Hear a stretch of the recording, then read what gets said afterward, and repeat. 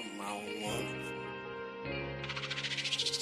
I ain't trying it on if I ain't buying, that's how a nigga shopping. I see that bitch, she keep on looking, I know this shorty jocking. I'm getting some paper every day, no need for all that talking. I had nobody when I started, now everybody watching. I ain't trying it on if I ain't buying, that's how a nigga shopping. I see that bitch, she keep on looking, I know this shorty jocking. I'm getting some paper every day, no need for all that talking. I had nobody when I started, now everybody watching. I'm getting that paper, I'm getting that feta, come later my coin, baby. Leave that my pockets, zero block, all that Velveeta cheese. Ain't no need stopping what I'm doing, this shit don't need no team. All the man that can defeat the niggas, the man I fucking see. You keep on looking at me, baby, tell me what you really see. Is it the way these diamonds dance, little baby, these real VVs? I want it, I just tell my size, I keep them bands on me. It's just so crazy how the ones I love, they changed on me. Never had haters call it envy, they just won't be me. A nigga play, he gotta go, this just the life I chose. My mama say she scared for me, I tell her pray when I'm gone. It feel like you can't trust nobody when you grew up alone. I ain't turn it on if I ain't buying, that's how a nigga shopping. I see that bitch keep on that you left behind were bloody. They could only have gotten bloody if she was bloody. He said, I just got out of jail from running and I ain't trying to go back. On the afternoon of January 26th of 2017, a frantic mother's call to 911 would mark the start of an event so horrific that it would shock the city of Cleveland right down to its very core. The following investigation revealed a sadistic tragedy that no one saw coming. Cleveland 911, may you need police, fire, ambulance? Please. What's the location where you need the police? 3427 East 149th Street. And your name? Darnisha Cooper. What's going on over there in 149th, Darnisha? I want to report a missing child. How old is the child? 14. What's the child's name? Aliana DeFreeze. Okay, has she ever done this before? No. I put her on the RTA this morning because they give her bus tickets, and she goes to Eastern right down the street from the police station. And I called the school because I had a parent-teacher conference, and they said she never checked in for school. And she never made it to school this morning at all? No. And they usually give out a phone call if the child doesn't come to school, but I didn't get a phone call. She's never ran away before or did this, nothing like this before? No. Okay. She's trying to get his own car over to you now. If anything happens or if you hear back, give us a call back because we're going to have an officer come make the report for you, okay? Okay, thank you. All right, bye-bye. Y'all see what it is this morning, twin? Good morning, good morning, good morning. It is Thankful Thursday here on The Morning Shift, the Morning Detective Agency. How y'all feeling? I hope you got a good night of rest. You see what we own this morning. The Drill Killer of Cleveland. You see that it's going to involve a 14-year-old girl, so we got to pack our love. We're going to get through this one. We're going to get through it because it just came off the press 23 hours ago, and we are reacting right now. So I hope everybody's in a good place and in a good space. Let's go ahead and clock in. Twin, your boy couldn't even pop out last night because I had to go help my little young son film his content. So when I ain't in front of the camera, I'm behind the camera and I'm editing all day. So thank you for understanding, but I ain't talking about that. We talking about the Drill Killer of Cleveland. You clocked in yet? Hit that like button. Thumbs up. Either platform, either way. If you on Vert, just double tap that screen. Y'all ready? Let's see who at work, twin. It's Thankful Thursday. Put what you're thankful for in the comments. We're going to read a few of the comments during the show. But we're going to get into it right now, though. Y'all know who up next. Hansie, let's go. Bernice, you got me in the right place. Default. I know they here still in time. What, EL? What Bernice, put me in front of the camera so I can see who came to work. Put it in front of the camera. Oh, there you go. Good morning, detective. It is me, Detective E.L. Hansie, at your service. I have returned from my injury to see which detective had came to work. EL just called the roll. Is that Vyoshi? It smells like mushroom in here. Is Vyoshi here? Shauna, she over there watching. Is she here? No, she here today. Okay. Tell Shells to take them steak sandwiches she had put in the fridge there out the break room. Is smelling kind of funky. And if you here to do some work and solve some cases, hit the heart button, hit the like button, and welcome to Work Detectives. Good mornings. Bernie. What now, You EL? made me one of them breakfast sandwiches. I'm parched. Just 'cause you're blind Yeah. don't make me your slave. I guess. Roll call, y'all. Welcome. Hey man, say man, you see who it? You see who it is. It's my girl Shauna in the building. Good morning, beautiful. I hope you're feeling amazing. I'm thankful that you are here. It's my girl Shell. Hey, twin. Hey, twin. What the hell you got going on? I hope everything good your way. I am thankful for you. Thank you for being here. Melissa, hey, love. Good morning. Thankful that you are here. Thankful for being here. I appreciate you. Alicia, you back again, twin. Good to see your face in the place. I'm thankful for you. Thank you for being here. Wilfred, good morning. Good to see you in the place. I ain't seen you in a few shows, but you here now. I'm glad that you're here. I'm thankful for your fellowship and your interaction today. Remy, how you been? Hope everything good your way. You in a good place and in a good space. I'm thankful for you. Mr. Catch My Will, OG, you still ain't let us know what time you're going live on TikTok so we can get the new fragrances all day. I'm thankful for you, OG. Thankful for you being here. Cindy, hey, little book. I hope everything good your way. You in a good place, good space. Thank you for being here. I'm thankful for you. It's my girl, Melissa. Hey, Tasha, I am thankful for you being here. Thankful for you being here. Thank you. Thank you so much. I hope your day has started great. Oh, now I think you're going to sleep. I think you might be getting ready to go to bed, or it might be early morning for you. But thankful for you anyway. Thank you for spending your time over here with us. Bright Eyes, good morning, good morning, good morning to you. I hope everything's good your way. You're in a good place and in a good space. I am thankful for your fellowship this morning and thankful for you. V, what did it do, twin? I hope everything good your way. You're in a good place, good space. Cleveland, we in Cleveland today, V. What the hell y'all got going up there in Ohio, man? Huh? What's in the water? Y'all got drill killers, crooked cops. This is a plethora of things up there in Cleveland. But I'm thankful that you're here kicking it with us today. Good to see you, Mike. Hey, and y'all, special agents, special shift tomorrow. Morning shift. Your boy Vyoshi. He gonna be here, so 10:35 Eastern Standard Time. Special agents in the morning. Your boy Vyoshi on screen with your boy Uno. Better not miss. Hey man, say man, I think we're getting close to speaking to everyone that want to be talked to in that sense of the word. Cindy said, I'm thankful for something I have been waiting on, and I've been approved blessings of God. Amen, amen, amen. Sending that light and love your way. It's going to be great. Stacy, good morning, good morning, good morning. I am thankful for your fellowship this morning. I hope everything is good your way. Hope you can be a part of the family. We get ready to kick into the case, y'all. Make sure y'all tap the screen. Let the algorithm know this is the place to be. Hey, I'm number one from sending gifts. Hey, STK, thank you for being here. The gift is your presence, and I appreciate it. I'm thankful for you being here.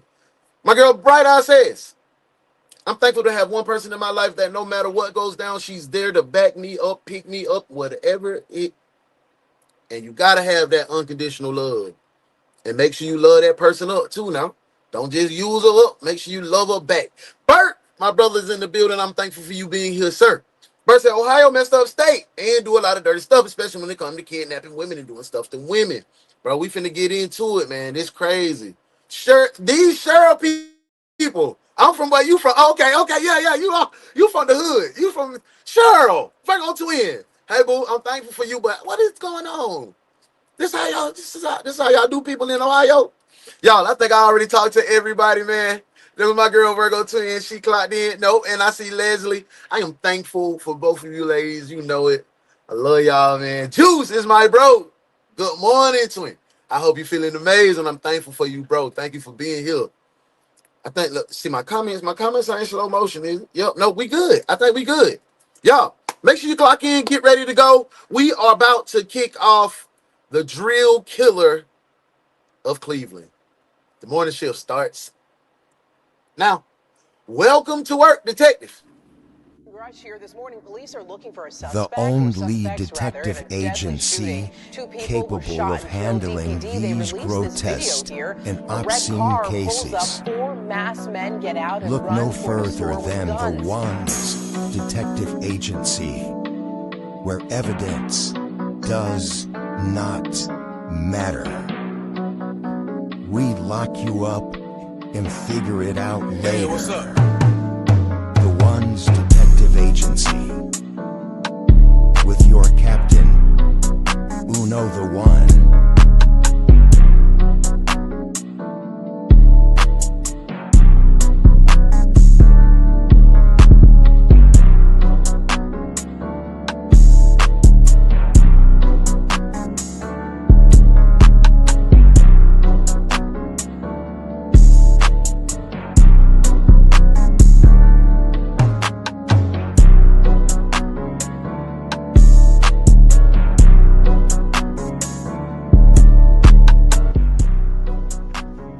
Welcome to the Ones Detective Agency. I'm Uno the One. Welcome to work, detectives. Let's get to work.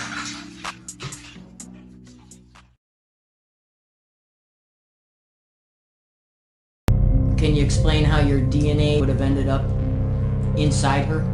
We have your DNA inside the house. We have your fingerprints inside the house. Now we have your DNA inside of her.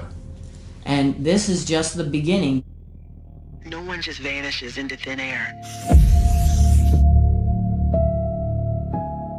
At 6:30 on the Thursday morning of January 26th of 2007.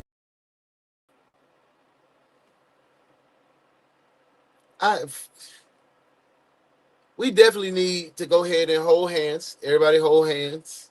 This one's gonna be a rough one, but we are going to make it through. Hold hands.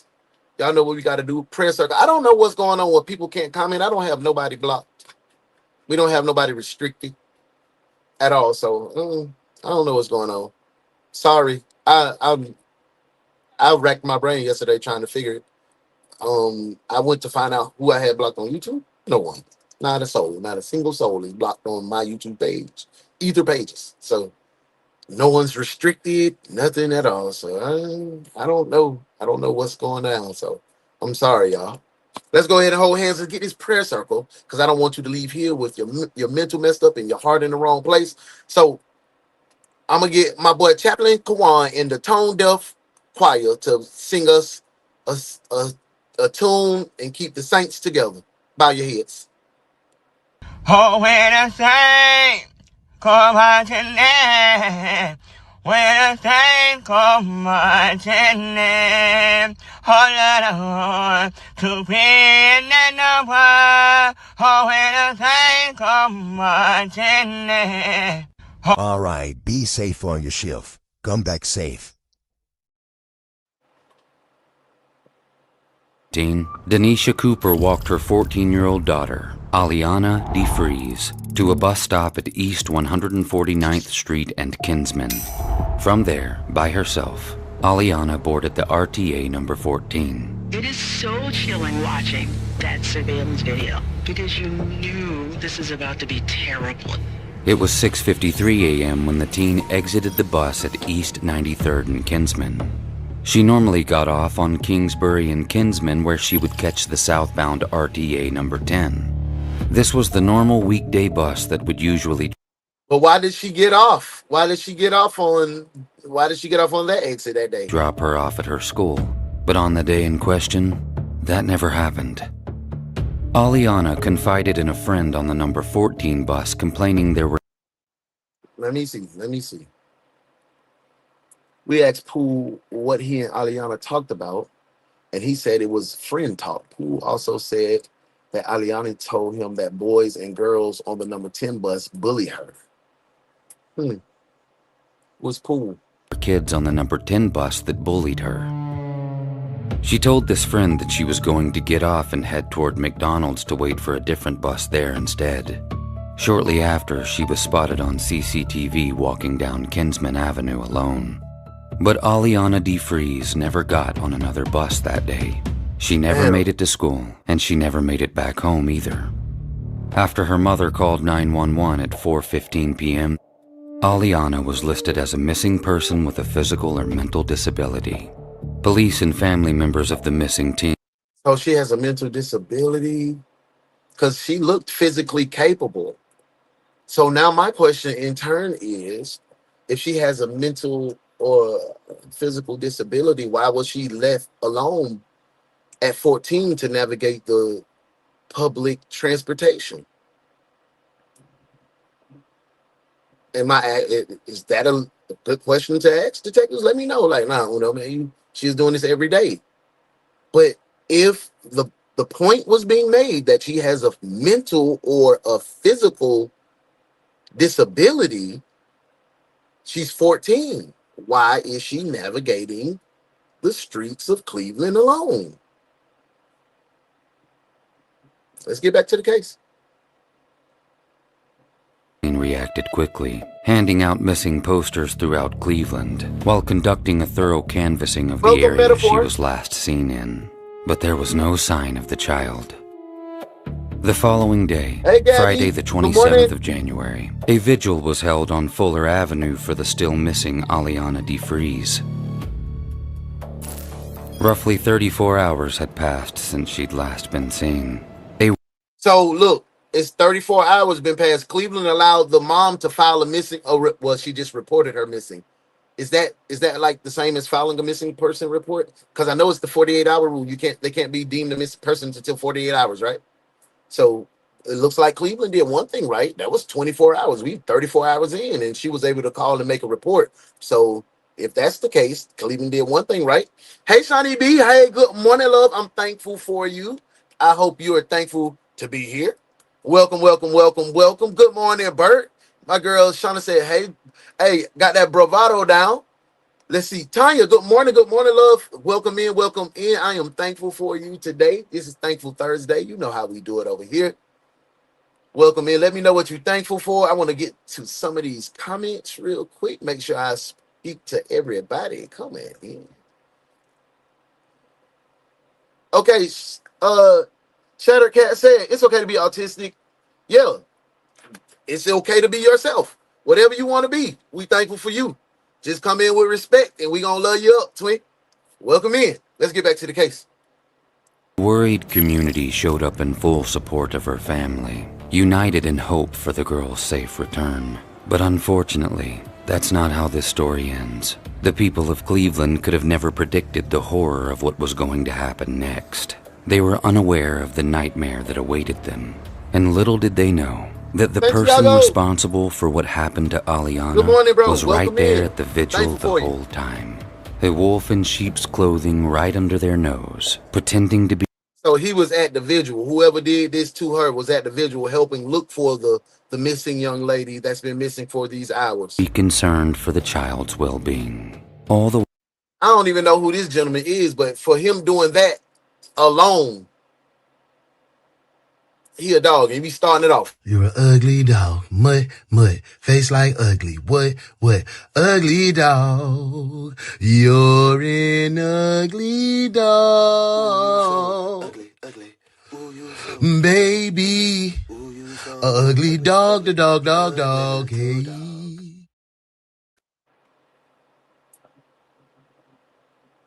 While knowing that she would never be coming home alive again. The farther we get, the greater the possibility of something bad has happened. For days, authorities turned over every stone they could find in pursuit of answers that might lead them to the missing 14-year-old. But every lot, every person they questioned, and every tip they received ultimately came to nothing. Where was Aliana DeFries? What caused her to miss the bus? Was she in trouble? Got off. Or did she run? She got off the bus. What caused her to get off that stop? It didn't look like on the film nobody was bullying her at that moment. So I know she said that she usually get bullied on the 10 bus. But why was the 10 bus the next stop? I'm still interested to know why. I don't know. But listen, as long as you good people, we accept all and don't judge. Absolutely. Amen. I'm a Scorpio, so you already know it's always on. It's never an already right. Best true crime reaction show on the net. Right said, I mean, dementia in seniors and mental disabilities of minors. Talk to take sucks. We love the interaction. Talk to text to talk. However you do it, keep doing what you do, twin. Let's get back to this case. Away on her own free will. Appreciate you, B. Cleveland was about to stumble upon the answer to their questions, and it would no doubt leave them confused, disgusted, and heartbroken. Sunday at 6:30 p.m. on January 29th, 3 days after Aliana disappeared, authorities began searching abandoned houses and vacant lots on Carton Avenue, just east of where the child was last seen. But still, they found nothing. Roughly 1 hour later at 7:30 p.m., officers entered an empty house with an open rear door at 9412 Fuller Avenue. After clearing the kitchen, the bathroom, and a bedroom, the authorities made their way into the dining room of the property. Upon entering the first floor room, cops found a large pool of blood on the floor. There were also drag marks in the blood that led to the closed door of a second bedroom nearby. When the door was kicked open, the badly brutalized body of Aliana DeFries was discovered inside. Someone had tried to put her in the bedroom's closet, but they failed. The horrific crime scene contained evidence that painted a grim and sadistic picture. There was a red-stained box cutter, gloves, a bloody plaid tie, wire pliers, several wrenches, a screwdriver, a hammer, a tape measure, and a bloody electric drill, all inside the bedroom. It was clear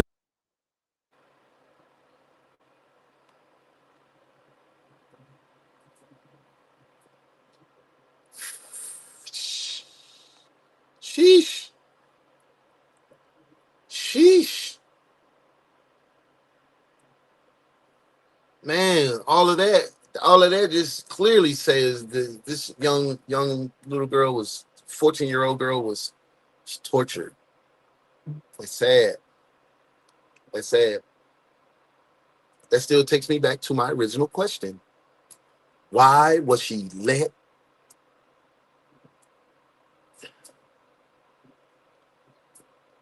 If she got a mental disability at 14, why is she out and about alone? Why? You got to make better arrangements. Mom, dad, granny, whoever.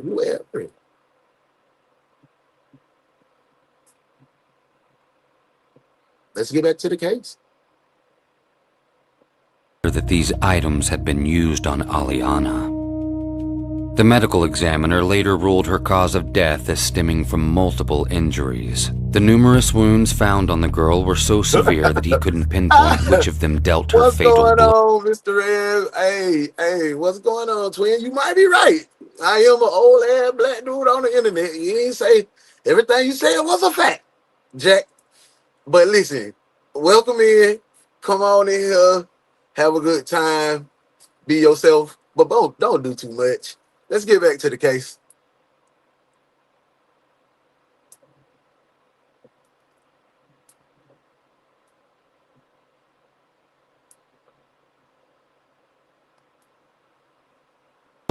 Four puncture wounds on her cheek matched the electric drill. Morning, Another Nancy. drill-made injury on her forehead had dislodged her right eye from its socket.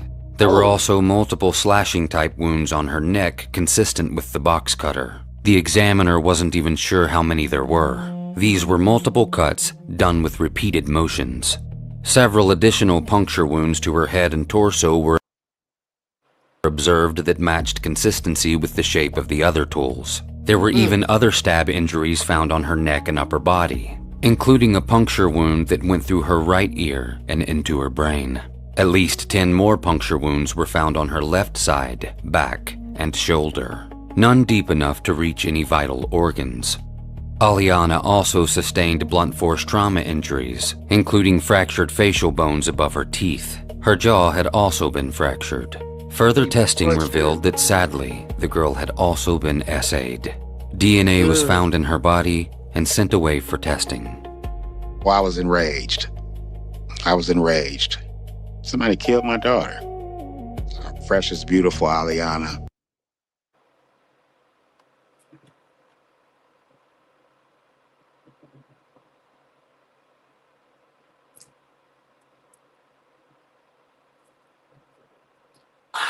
Shit.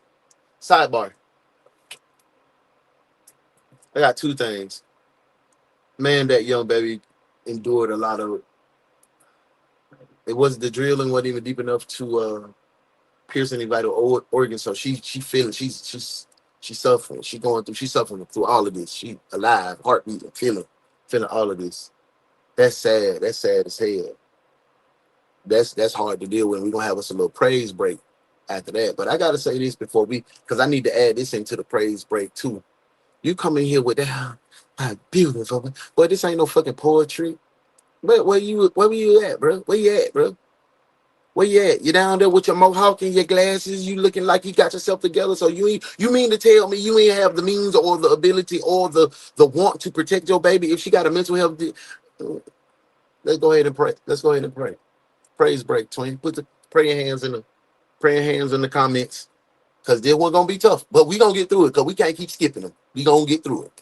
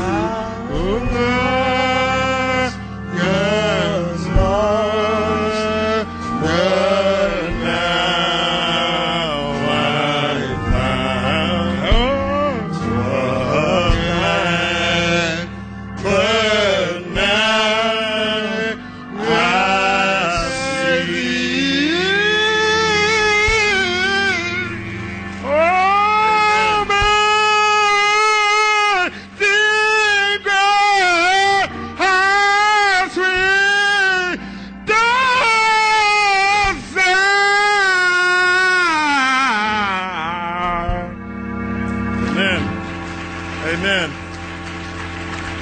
Amen. Thank you. It take my bro Juice to make me be back here cracking up. He talking about Uno back there for all the time. I couldn't do nothing but laugh, man. Juice, you hell, bro. Yeah, bro, came and said, damn, a old ass black dude.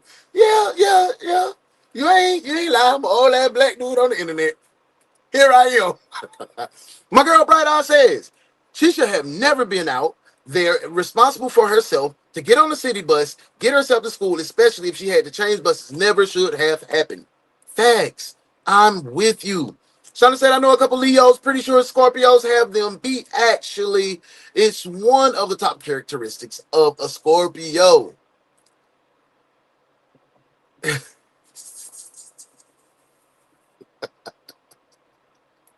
Juice, wow. Oh, no, you're not old because we the same. Hey, we all twin. We all twin. But I'm young at heart, bro. Hey, man, say, man. What's his name? Everyone want to be a clown. I said, can I be my captain? Facts. You got to be. Hey, Muff is in the building. So, y'all feeling okay now? Because that was tough. That was, and I'm with you. Dad not sounding concerned. He looking like this is a photo opportunity or some shit. And excuse my French, but I'm not taking no punches on these babies. She 14 with a mental health or mental disability. Why is that not the top concern? No, I have never raised or been in that situation to have to raise a child with a mental health disability. So I don't know what it actually entails, but I know not letting them ride the city bus alone is not one of the things that it is. It's just, I mean, excuse me for sounding like the overprotective dad. Maybe I am. But when your baby is facing some adversity, you have to make it as comfortable as possible for her. And riding the bus is not safe for her. So maybe I'm on my soapbox. Let's get back to the case. Was no more.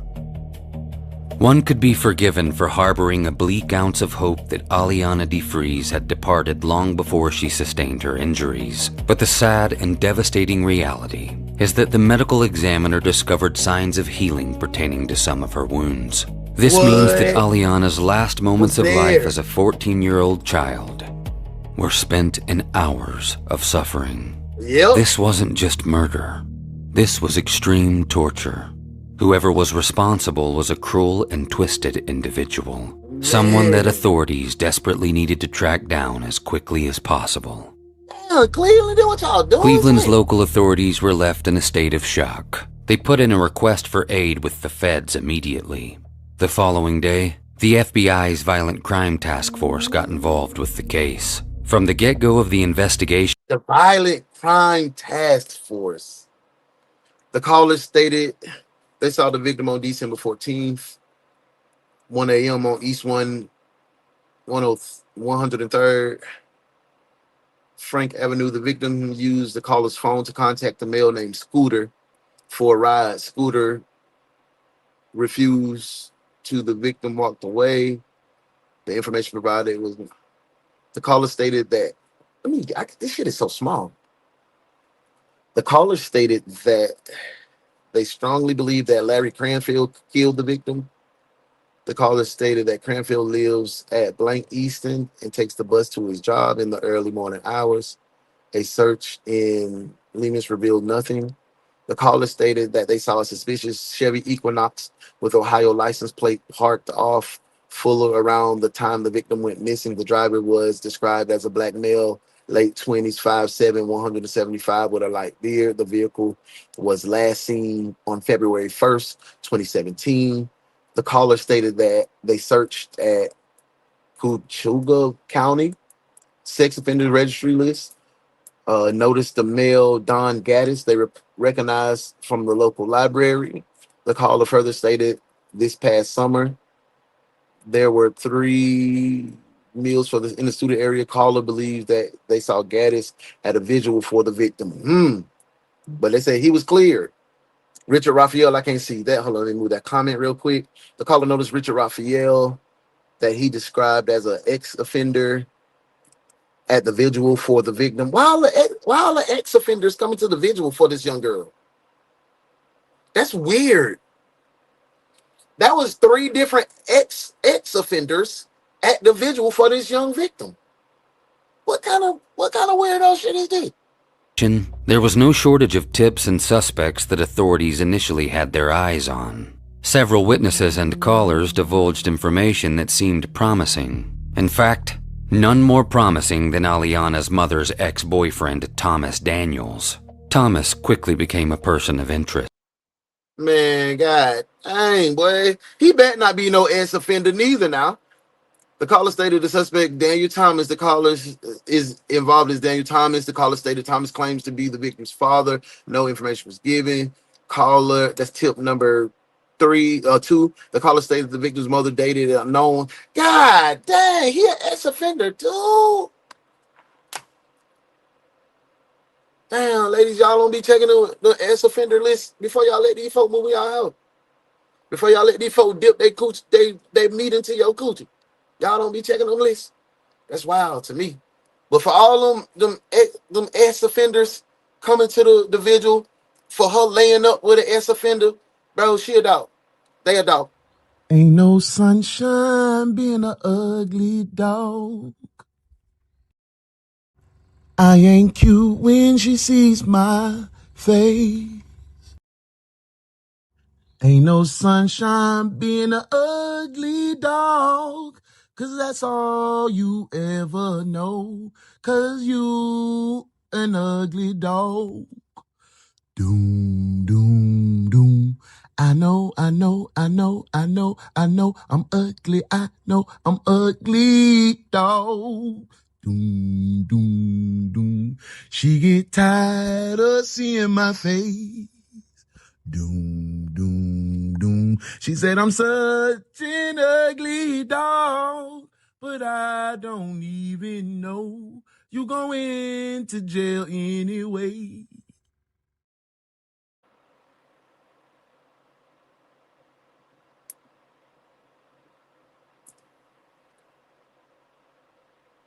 A offender after being convicted of gross Welcome in, sexual Sal. imposition. Hey, love. In Ohio Thankful for you. law, Welcome this in. is a serious felony involving non-consensual sexual touch.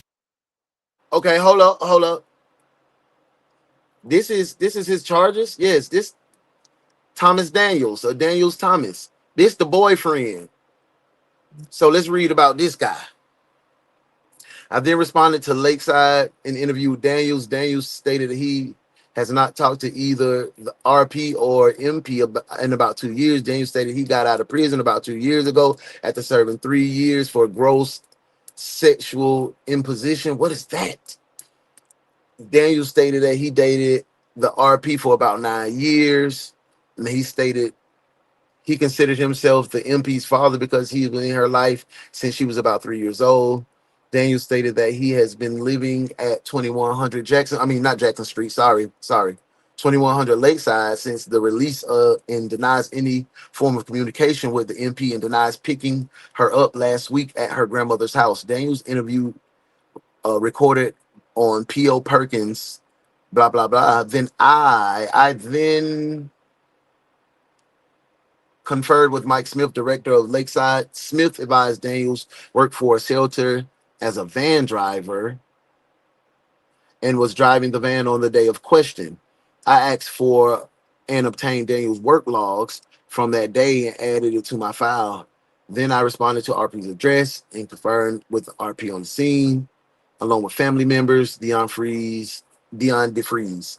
So he's a known offender, and they was tracking Of an him. erogenous zone by force. They went. He seemed like he's cleared because he had an alibi. He's at work driving the van. Threat. And his logs proved that he was where he was. Or when the victim is impaired or under 13 years old. Thomas resided in a men's shelter at the time of the murder. During his Oh, that's what the GF. So they had to be. Oh, he got a history of messing with the. Come on. So your boyfriend, hear me, detectives. Mama's boyfriend got a history of messing with mentally ill or kids under the age of 13, and you date him. And you get sexually aroused by this man that has this charge, and you have a daughter that fits both of the things.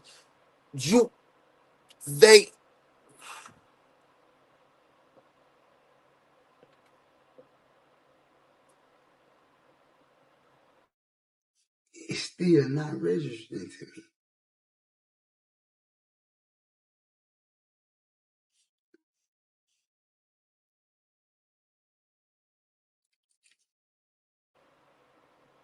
Shit crazy, man. I might be tripping today.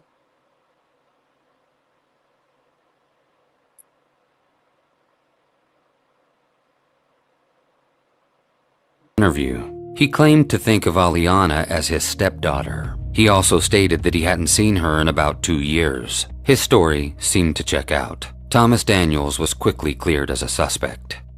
At least 12 other male individuals in the area were.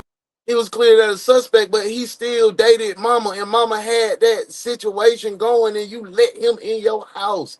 I still don't give her no pass. Were questioned by police. Many of these men were also SA offenders who were mentioned as possibly connected via tips submitted through Crime Stoppers and other witnesses coming forward. But every single one of them ended up being cleared. Damn. After the crime scene was discovered, a witness by the name of Ebony Burl came forward. She stated that she did see Aliana standing outside the church on the day she disappeared, but the pair didn't. Mother said, on topic, I might be overprotected, but at 14, my kid ain't riding no public transportation at all. At all. Not at all. I just don't understand. I just don't understand that. City said they have 3 kids and never let them out of my sight. When I was 14, that's a whole different story. Tanya said, I hit up hard trying to catch the conversation. Shawnee B says, I might take it too far with the background checks. I need to know blood type. Surprisingly, some people don't know. That's what baffles me. Like, damn, y'all just let anything just lay up around your children. No, hell no. Exchange any words. Aliana wasn't the only noteworthy person Ebony saw in the area that morning. In fact, around the same time, she spotted a strange man whose behavior she found deeply concerning. He was a stocky black... Nope, Omega level threat, no doubt. Thank the Lord I chose him to use my powers for good. Black male, standing about 5'7", aged roughly in his 30s or 40s, with possible gray facial hair and a dark blue bubble coat. Ebony claims the man aggressively tried to get her attention, but she didn't stop because he gave her bad vibes. She further stated that she saw the same man in the area 2 days prior to Aliana's disappearance. Who are we here for? Aliana. Who must we stand for? Aliana. Who must we speak for? Aliana. Because she can't be here tonight to speak for herself. This should have never happened. It shouldn't have never happened. Upset about it. This could. But we should have had some better parenting too. Monique Mo, Mark, welcome in. Thank you for being here. I appreciate you tapping in, stopping by to join us here on the morning shift. We reacting to the drill killer of Cleveland. He did some horrific things to this young lady at 14 years old. Thank you for being here, but this is a crazy case, so buckle up. Sel said that is sick. She is just sick and low. That's what I'm saying. Wood chipper for sure. What she do? Sell the child. That's what it just send her ass to jail too. Lock her up too. I'm with it. Drop the warrants for her ass too. I'm with you. She needs to share some of the responsibility. I'm with y'all, man. Y'all feeling the same. Let me see. This is just the test. Welcome in, twin. Thank you for being here. That year, I went to school in New York. It's norm to be younger than 14 taking public transportation to school. I understand that. But not if you have a mental health disability. I would not take that risk of doing that. Definitely wouldn't take the risk of sending my mentally disabled child on public transportation to catch the school bus. As a dad, I would have tried to make better arrangements to provide more protection for said child. Welcome in. Let's get back to the case. This is my granddaughter, my daughter. This is somebody's child. This is what community is about, and we appreciate the support that you're showing Aliana and her family, and I'm sure they appreciate it. I want you to know that the men and women of the 4th District, our hearts are broken because of this. This is our community too. One of our girls in this community that this happened to. We're working very, very hard to find out who did it and bring them to justice. She was mentally. After the body was discovered, disabled. During a second vigil for the fallen 14-year-old on February 2nd, a woman named Alyssa Willis came forward and reported hearing screams of panic in her neighborhood sometime on the morning Aliana. That shit baffles. Excuse my French, y'all. It baffles me. Now the baby done been missing 5, 6, 7, 8 days. Now you remember on that day you heard those screams and it woke you up out of your sleep. Why didn't you call anybody at that moment? See, sometimes that minding your own business shit be preventing a lot of people from being saved and lives being saved. Maybe possibly that baby could have been saved when this person or thing or group of people kidnapped her and did what they did to her. Let's get back to it, man. Morning shift. Disappeared. She claimed she didn't report what she heard at the time because yelling was common in the area. Alyssa's house neighbored the one Aliana was found in. Another witness in this case is 18-year-old Kenneth Chambers. While waiting for his bus on Thursday, January 26th at 7 a.m. on East 93rd Street and Carton Avenue, he too saw Aliana defreeze. She was also waiting for the bus. During this time, Aliana was approached by a heavy, bald man in his late 30s. The man was wearing what Kenneth described as a girly-looking sweater, khaki pants, and black shoes. With a hand in his pocket, the man put his other arm around Aliana and led her away from the bus stop, heading south down Fuller Avenue, the same street where Aliana's first vigil was held. the same street that laid host to the house her body would later be found in. The 14-year-old didn't seem to panic, nor did she try to resist the man. Still, Kenneth felt something was off, so he tried to capture a video with his cell phone. Unfortunately, it was too dark to be of any use in the case. Baby boy knew something was wrong. Baby boy knew something wrong. He said, I got to get this video. I got to get this video. Oh, man, bro, I wish. So this, if her body was found on that same house, on that same road in the house, the abandoned house that was, holy moly, y'all. He was sitting there laying in wait, praying, waiting for the perfect moment to jump out and this shit, this sad, bro. Very grainy and very hard to make out who's who, but you can see the image of two people walking down Fuller Avenue towards the abandoned house where Eliana was found. These two people, one of them is smaller, and it appears that the larger one is kind of shuttling the smaller one down the street. On February. So what I'm feeling is the dude, they said it was a bald dude, heavy set dude. He done put his arm around her. They said he had his hand in his pocket. So he was like, come with me. I got a gun in my pocket. I got a gun and I'll shoot if you don't keep, you know what I'm saying? That type of vibe. She ain't just willingly go. Second, a major breakthrough in the investigation led cops to a 43-year-old man named Christopher Whitaker. Whitaker matched the build and description. Look at his big, creepy, muscle head ass. Neo, what's going on, family? Welcome in, welcome in. I hope everything good your way, in a good place, good space. I ain't see you in a few days, man. I'm thankful to see you today.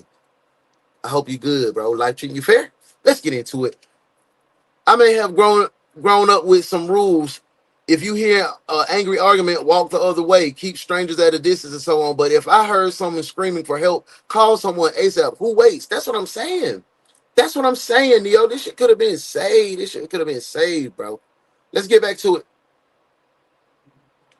Of both Kenneth Chambers and Ebony Burrell pretty closely.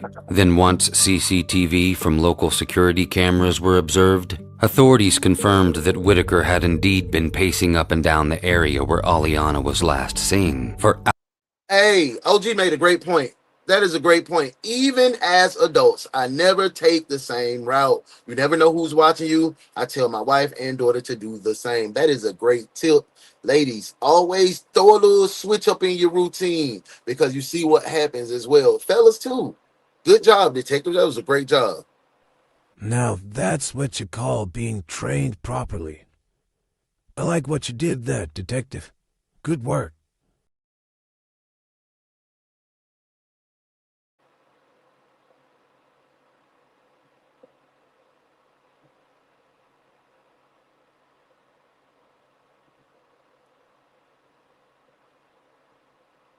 Morning of January 26th, before she went missing. He's going nowhere. He's just walking back and forth, up and down, looking for the victim. At this point, the detectives start searching through their files, looking at the repeat offenders, identifying if anybody who may kind of match the description of the guy that they saw in the earlier video. But the cops had something else tying Whitaker to the crime. Something they'd reveal. Oh, so, okay, I gotta run it by. Put the bites in the comment. So when the little kid was talking, that was this jagaloon right here walking down the street in the yellow circle. I thought that was the kid that was walking. Holy smokes. Let's run that bite. Put the bites in the comments. We're going to run that bite real quick, and we're going to take a look at it again. Now I can see what's going on. Like bite. All right, now Bite. say it how I said it. That bit really sound like, it really feel weird even me trying to prepare my mouth to do that. But like, I say bite, street, bite, pipe. Bite, pipe. That sounds crazy. All right, that is a country. All right, let me do it. I said, it ain't like hard and it's just back. That sounds weird. See, I felt like you was freestyle.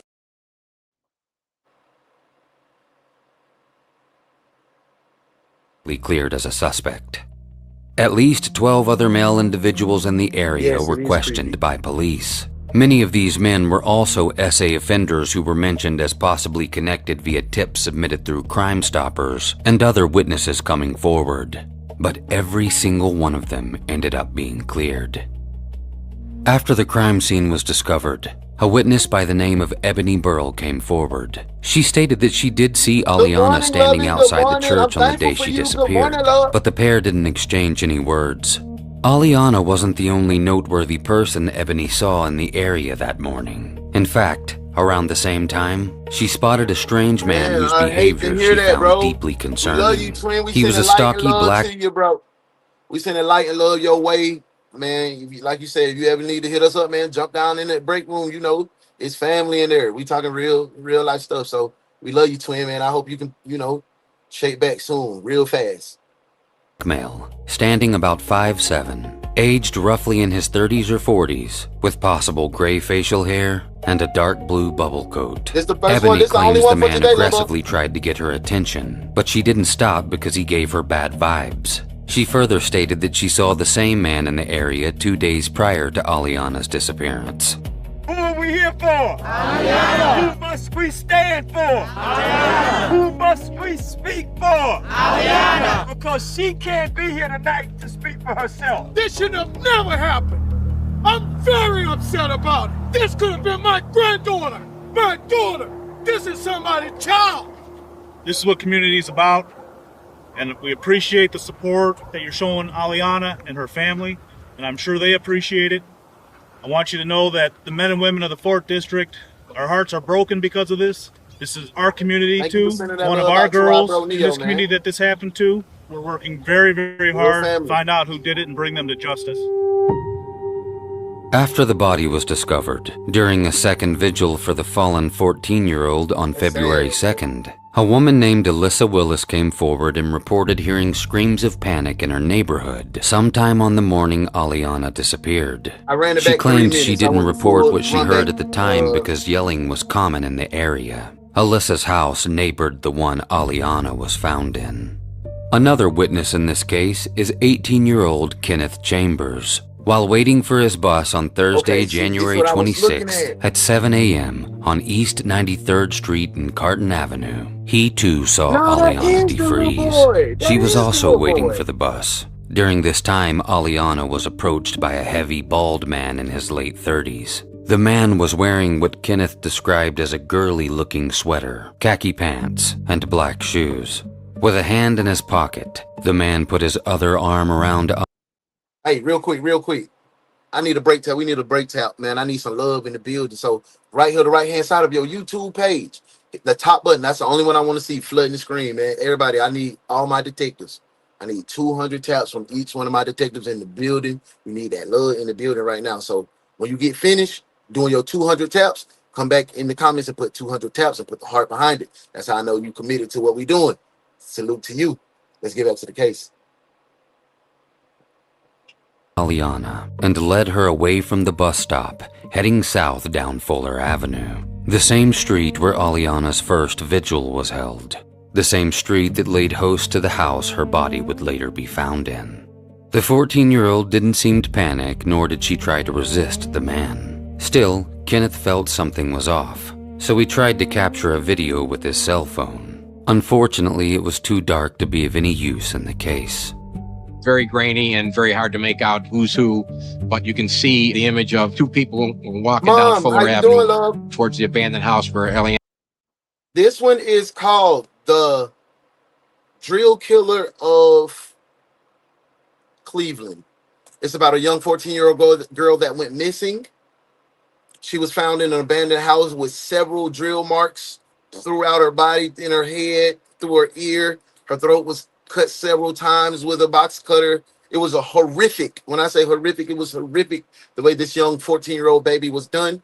She was allowed with a mental health disability, allowed to travel to and fro on public transportation, and she was abducted, kidnapped, tortured, and killed, and SA'd. We trying to figure out who did it. Welcome in, love. And it was found. These two people, one of them is smaller, and it appears that the larger one is kind of shuttling the smaller one down the street.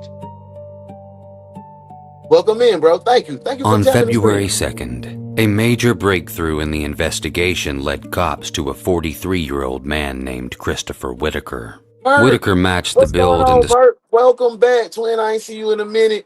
I hope everything good your way. Thank you for tapping in. Description of both Kenneth Chambers and Ebony Burrell pretty closely. Then once CCTV from local security cameras were Hey, babe, observed, what's going on? authorities Welcome confirmed back. that Whitaker Welcome back. I'm thankful to see you back in the comments. I hope life is treating you kind. You're a part of the family now. You done tapped into 2 shows. You family now, mama. Welcome in. We got a crazy case, so buckle up. had indeed been pacing up and down the area where Aliana was Thank y'all for last that love, seen man. for Thank y'all hours for on that the love. morning of January 26th before she went missing. He's going nowhere. He's just walking back and forth, up and down, looking for the victim. At this point, the detectives start searching through their files, looking at the repeat offenders, identifying if anybody his who ass. may kind Look of at match the his ass. description of the guy that they saw in the earlier video.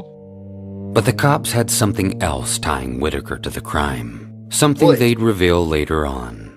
Even DNA. still, this isn't the biggest twist in the story. Mr. Whitaker, before we get started, I just want to remind you I'm Detective Carl. Oh, man, we got him in cuffs, man. Drop them warrants. Let's go ahead and drop them warrants, bro. Let's go ahead and cuff this fool up. I need all my detectives to hit them warrants. We need to put him in handcuffs. Let's do it now. You're cuffed, detective. Cuff him. Cuff him now. That boy an animal. That boy a dog.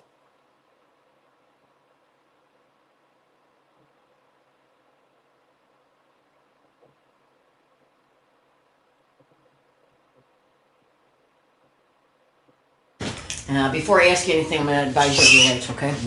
Christopher has read his rights, after which he consents to the interview with detectives. Are you familiar with the area over there on East 93rd by Kinsman? I lived over there years ago. How long ago? I have a friend of mine lived over there. It's been maybe over,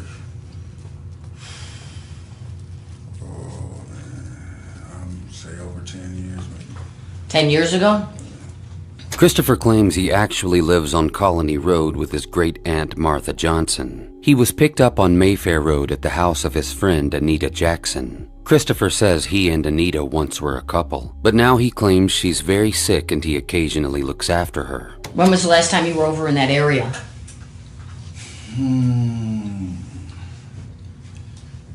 Maybe last week, maybe Monday or Tuesday, doing some work for a friend. He's just fucking smug, bro. Look at his creepy ass, bro.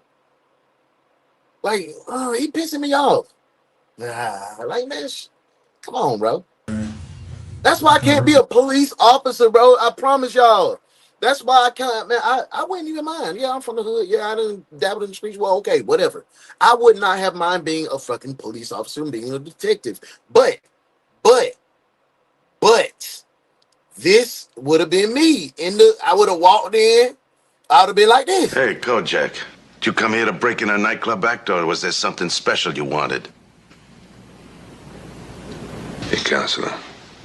You tell your client to have his mouth behave, or he's a prime candidate for a get-well card.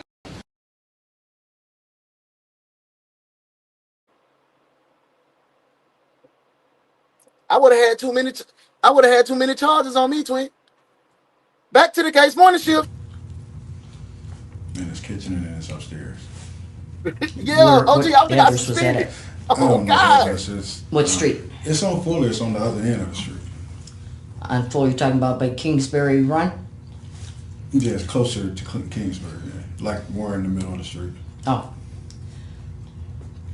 So between 93rd and Kingsbury. Mm-hmm. What's the person's name you were doing the work for? Hey, I'm going to say this now. If these interrogators come in here with this rigmarole, boy, I'm going to be so furious. They better be on his ass. They better call him all kind of names. In this case, you can call him a racial slur. Yeah. It is certain times that should be allowed.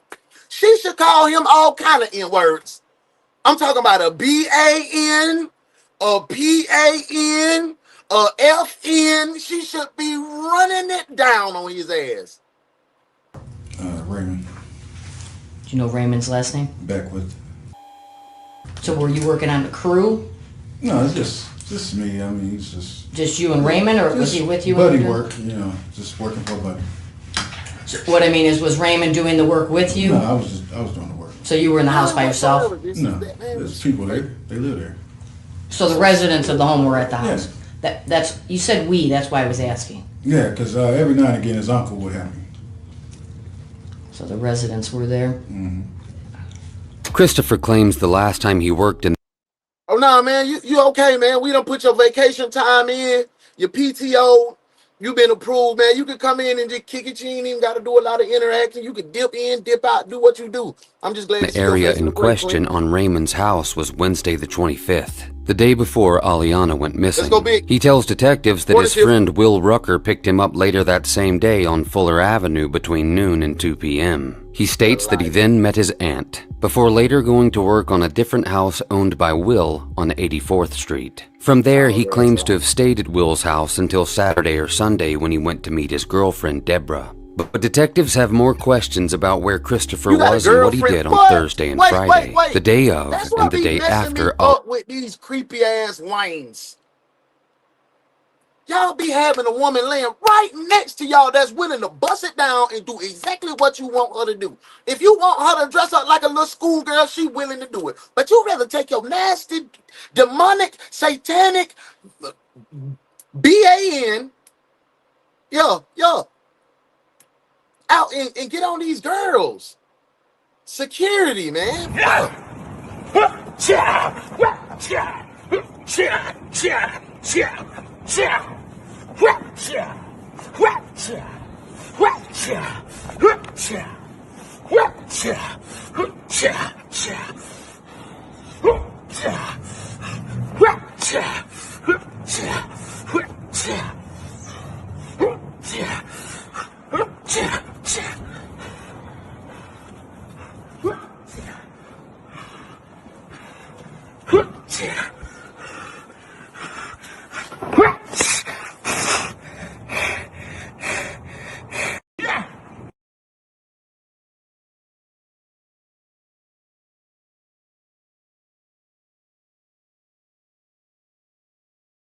Aliana DeFries went missing. Did you do any work for him or with him on Thursday or Friday?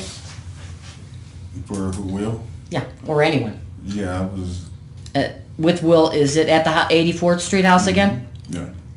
Were you actually working or just hanging? Hey Tiffy, good to see you.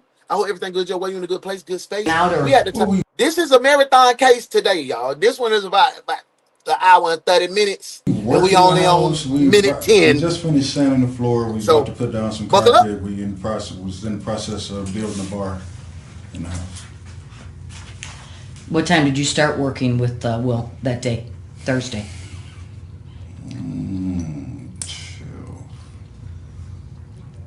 Trying to think, make sure we did any work on Thursday.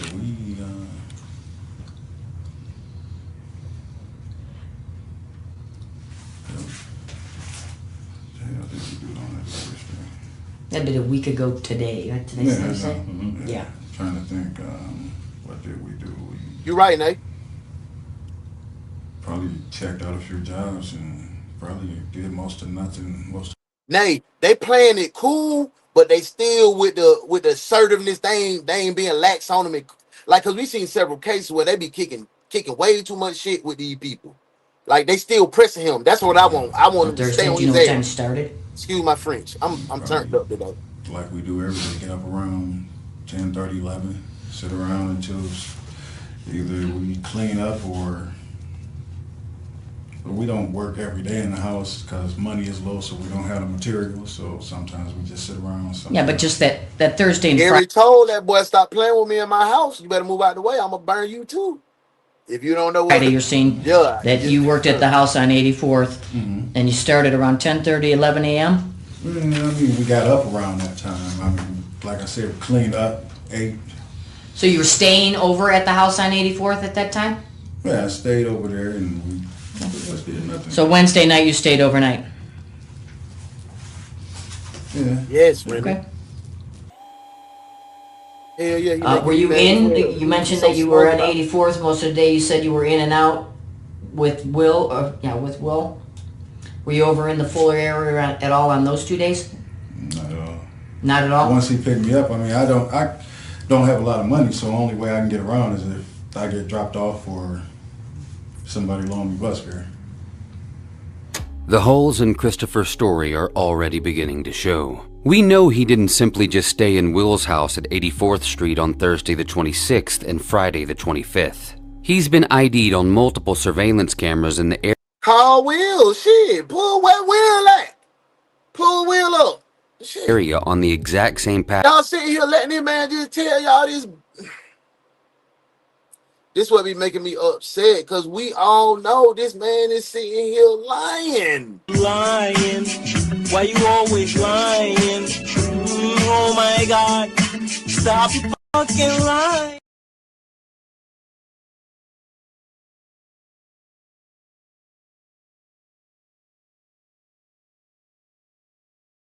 On the day she went missing. And not just hours before she was in the area, but also the exact same time. Further adding to the evidence, a witness saw him in physical contact with the victim heading towards Fuller Avenue, the same place her body was later discovered. But that's not all Whitaker failed to mention about what he did on the day Aliana disappeared. According to police records, at around 10:15 a.m., Whitaker assisted with the offloading of a U-Haul containing a monthly food delivery at Golgotha Church on Marshall Avenue.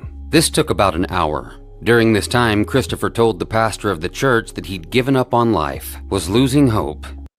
So he went, wait. You went to the church to do a good deed before turning to the other side and becoming the evilest man in Cleveland? Talk about freaking dichotomy, man. And needed help. He also stated that he would be at the church service on Sunday, but he never showed up.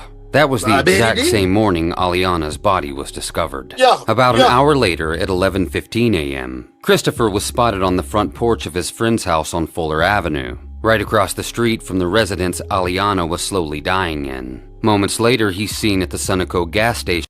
Oh my God. Oh my Lord.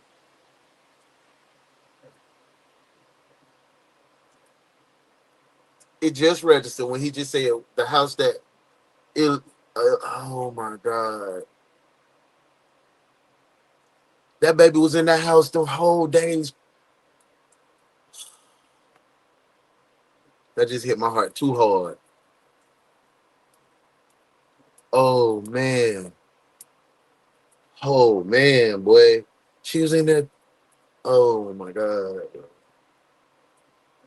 Let's get back to the case. Holy shit.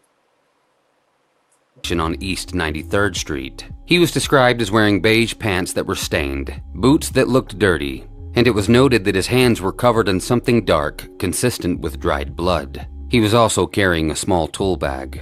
The woman that saw Christopher at the gas station had known him for about 6 years, but she stated that she'd never seen him in such a disheveled state. That evening, Whitaker's friend's wife, a pregnant woman named Laquita, gave Whitaker a lift to a scrapyard to trade some scrap in for money. Laquita is important. We'll come back to what she has to say later. Do you know, have you seen the news or anything recently in the past week or so? You know what's going on in that area? Yeah. So then you know why I'm asking all these questions? I know. Are you familiar with the girl that went missing? I do not know anything. You don't know her? When you were over there working or anything, did you ever see her? Boy. Never. I wasn't even out that early in the morning. First we had heard about it, I was in the car with. Oh, sidebar. My girl Cheryl said, yes, Juice, I'm a hugger. I don't like to shake hands. You don't know what people be doing with their hands, facts. And I'm not a hugger neither. I don't want your spirit on me. Get your ass off me. Yeah, that's me. It's raining like cats and dogs right now. I'm not a hugger neither. I'm a fist bumper. What up, my boy? Yo. Put if you're a hugger or a fist bumper in the comments. Good question, Cheryl. Let's get back to it. Ray's brother T, we were going to move a friend of his, and we saw a lady passing out flyers. And we stopped and he grabbed 2 flyers and was reading them. JDT, hey, love bug, we thankful that what you're here. What day was that, do you know? Welcome in. Welcome in, Nicole. We thankful that you're here, love. Yeah, that was like wait. I did go back over there. It's the president, y'all. Attention on deck. Attention on deck. When you say attention on deck in the military, you're supposed to stand up and be at attention. Because the president is in the building. President Sassy. Good morning, President Sassy. We are here on a case involving a 14-year-old who was abducted and treated horribly. This is the suspect. Welcome in. We see you, Bookie. Let's get back to the case. You know, I got to give my girl Sass major love when she come in the building. Attention on deck. Friday because I went and helped him move. Okay, so Friday you were on Fuller. And I went back home, yeah. And people were passing out flyers? Yeah, it was, I don't know if she was white or Puerto Rican or something. She was standing right there at 93rd and Kinsman passing out flyers. So females passing out flyers. Do you recall what the flyers looked like? They had a picture of the girl and they had a description of where she lived and the time description or whatever. It says she was missing. That's about it. And after that, we just would see what we saw on the news. So you took the flyer, you didn't recognize her at all, you hadn't seen her while you were working around the neighborhood? Yeah. Okay. Do we have one of those?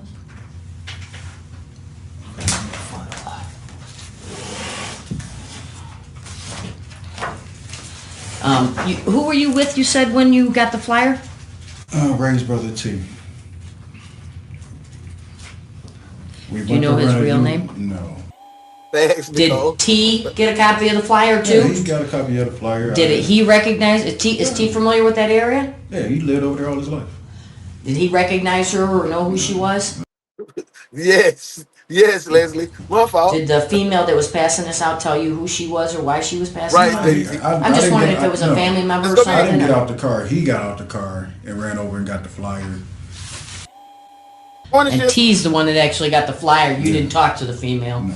So you didn't get any circumstances. Oh, would you love it? Is that the flyer that you're referring to? That's exactly the flyer. Okay. I see on here that it mentions a time.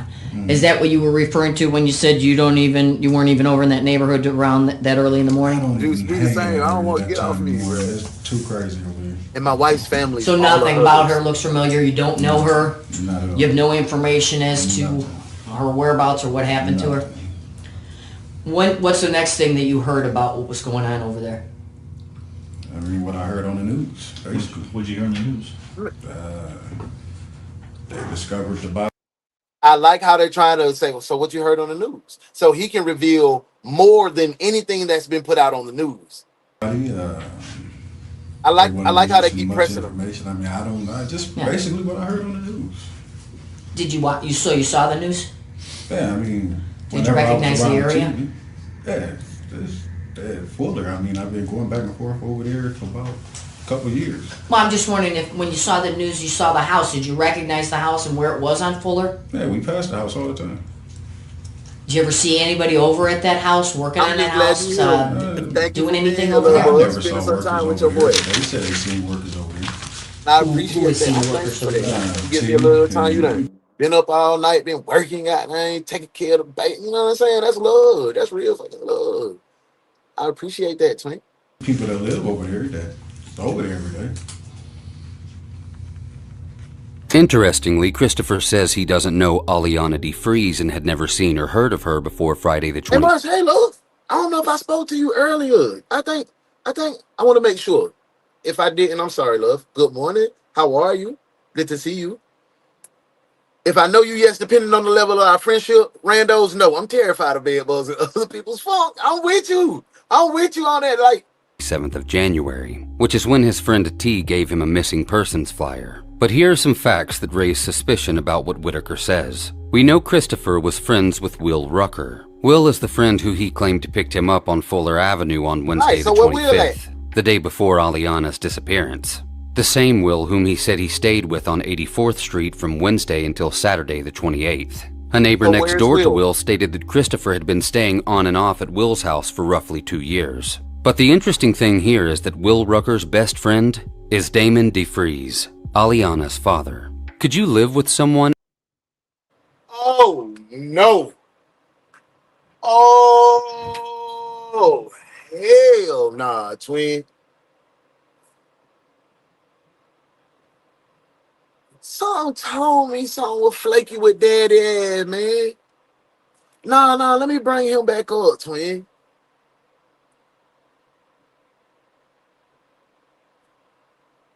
Yeah, nah, you friends with these folk? These your people?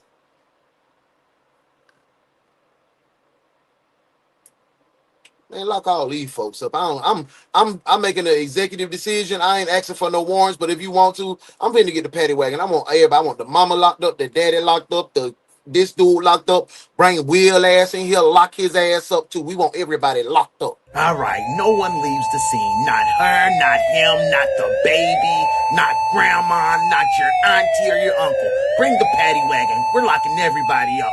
Where's the cuffs?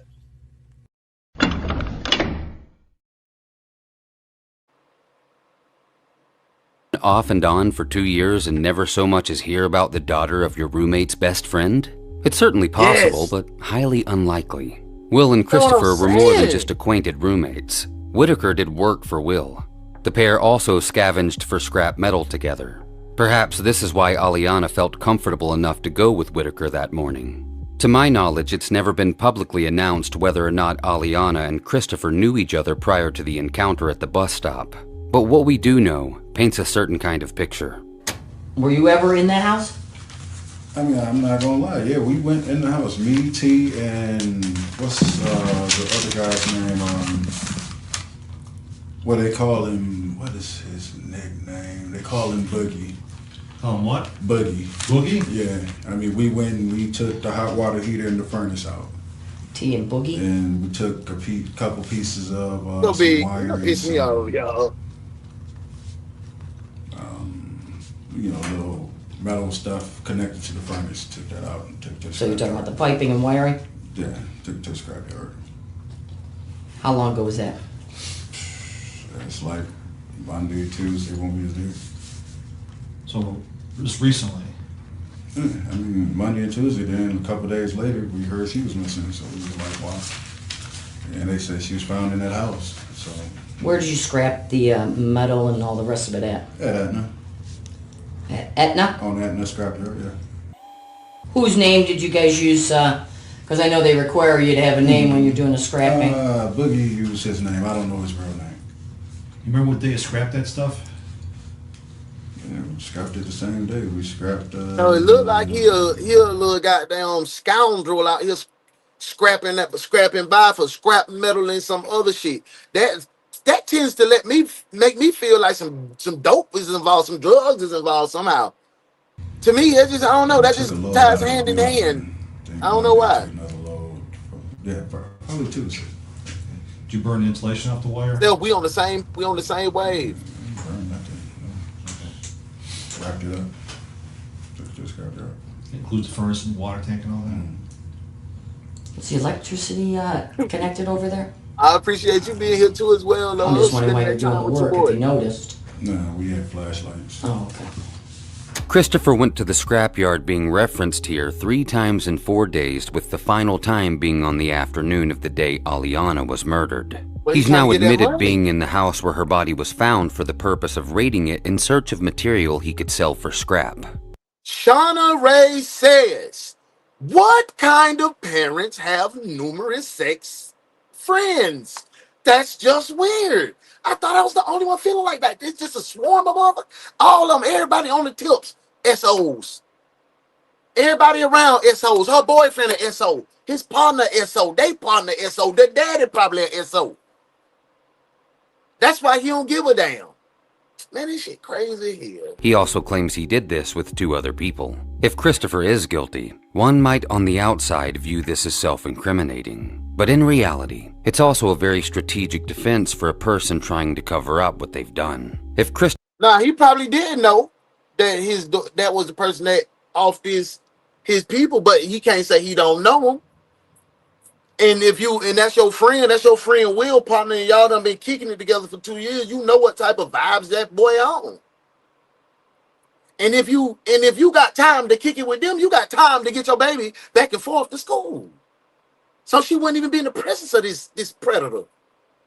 But daddy too cool rubbing elbows and being cool and being homies and partners. He ain't paying attention.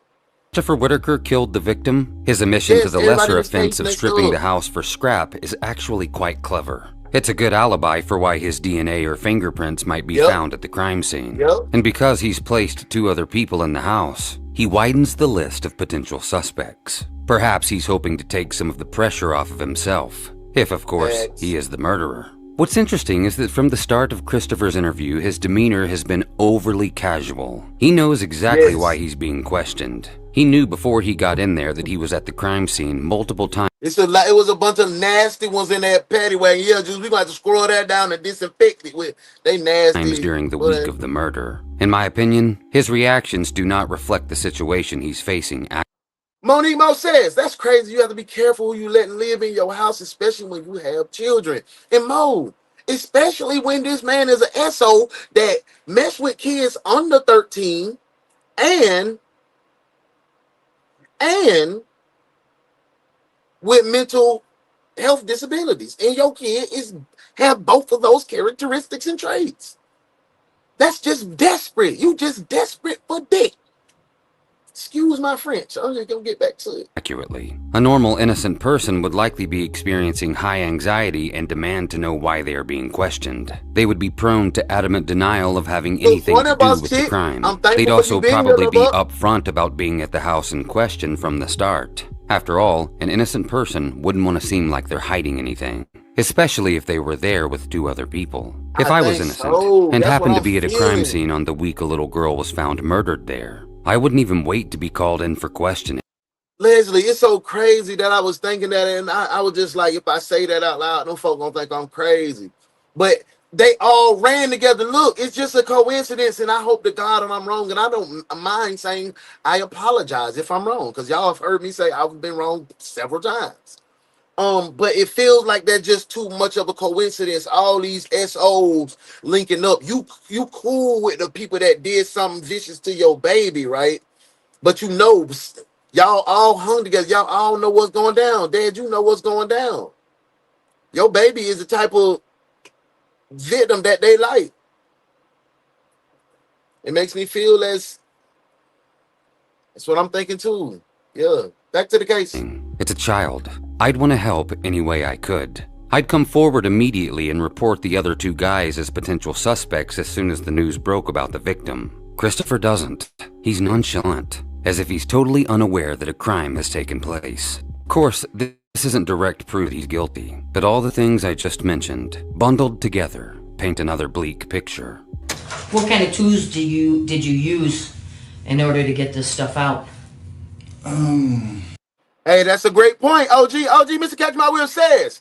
Now, come on, Uno. Pops may not be like them. He probably grew up with them, and they took advantage of that. I'm pretty sure he knew something with their background. And yeah, and you see, when you put it in that perspective, and I go back and be reflective, it was a few on the block. They wasn't our people, but they was on the block.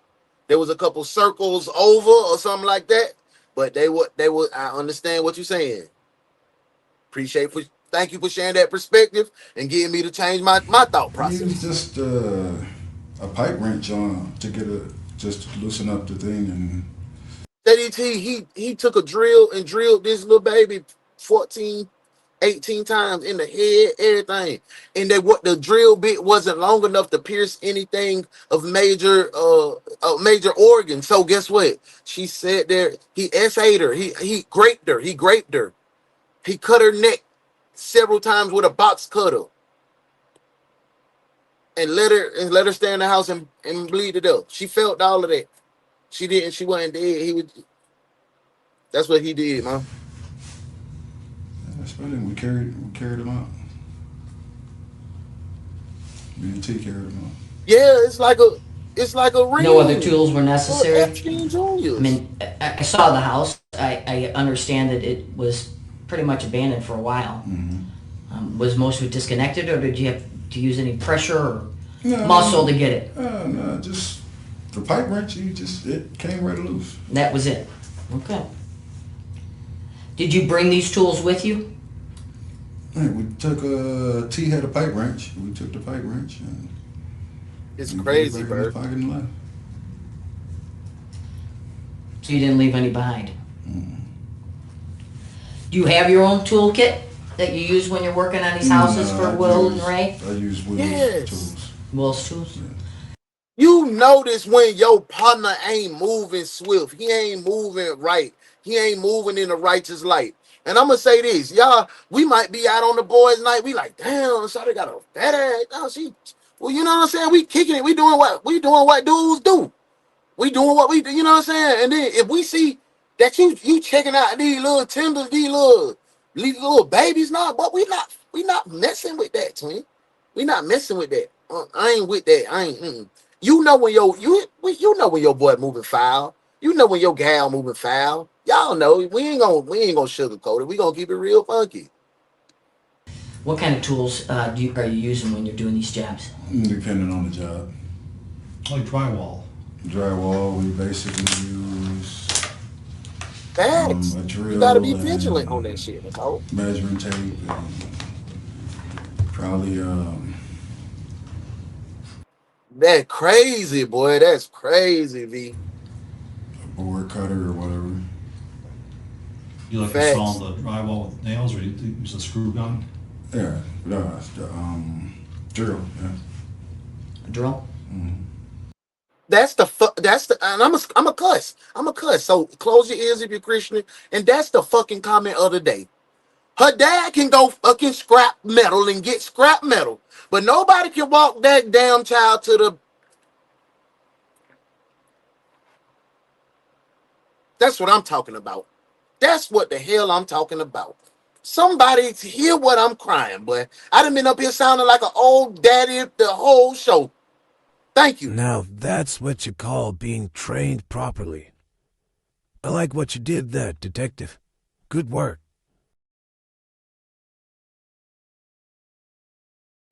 You can take your high right, low left ass around here gallivanting with these SOs, boy. You could have walked your $2 ass to the bus stop with your baby. Stupid. I don't be feeling sorry for none of that shit, bro. You right there in the same city. You in the same city. Boy, get your boy. Boy. Don't get me turned up this morning. Thankful Thursday. It is Thankful Thursday. Battery drill. Well, I just want to make sure I'm understanding. You never went into any other part of the house upstairs other than that kitchen? Well, no need to. So you didn't enter the dining room at all? Not that I can recall. I mean... Not that you can recall. Did you know you went in there? Hurry up and let's go. So they went in that part of the house? I mean, there was three of us. I mean, I'm trying to get... I don't know where they was at. Mm-hmm. I mean, I'm getting the furnace. When I got the furnace, whatever... But when you're all in that kitchen, you got your flashlights going, you're trying to take off the storm door. That's what we was saying, because that group just hung together, and it's just so coincidental that my baby is this type of victim that they prey upon, and my daddy run with these jokers. It's wild. No, we never tried to take it off. I just looked at it and looked. I couldn't see what type of screws or whatever, because I thought it was screwed in, but it's like, if we'd have got it, we'd have needed to get like probably some type of crowbar and take it off. Mm-hmm. And it would have made too much noise. So we didn't bother with it. So I can tell you that we didn't find your DNA in the kitchen. That's not the room that we found your DNA in. Mm-hmm. That's the reason I'm asking you if you went into any other part of the house. Right? You know your DNA is on file. I mean, I had a case back in 04. The kitchen isn't where we found it because there was nothing in the kitchen. The kitchen was empty. Right, our babies are in the midst of this. We have to be open and honest about monsters. Straight up. The dining room is where we found the ass. Hey, Vonda. Good morning, good morning, good morning. I hope everything's good your way. You in a good place and in a good space. This is a case of a 14-year-old that went missing. This monster, well, he allegedly, we're not sure yet, drilled her over 16 times, cut her neck several times, essayed her, and was cool with her father. Gave you a quick little synopsis. You want to think about whether or not you were in that room at all? What? Trying to think. Let me get it right. No bullshit. I want to get it right. We go ahead and take that. Yeah, get it right, please. Put that at the door.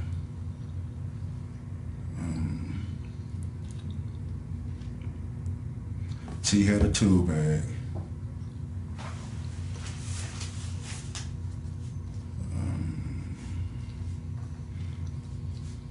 Yeah, the crowbar that I used to knock the little board.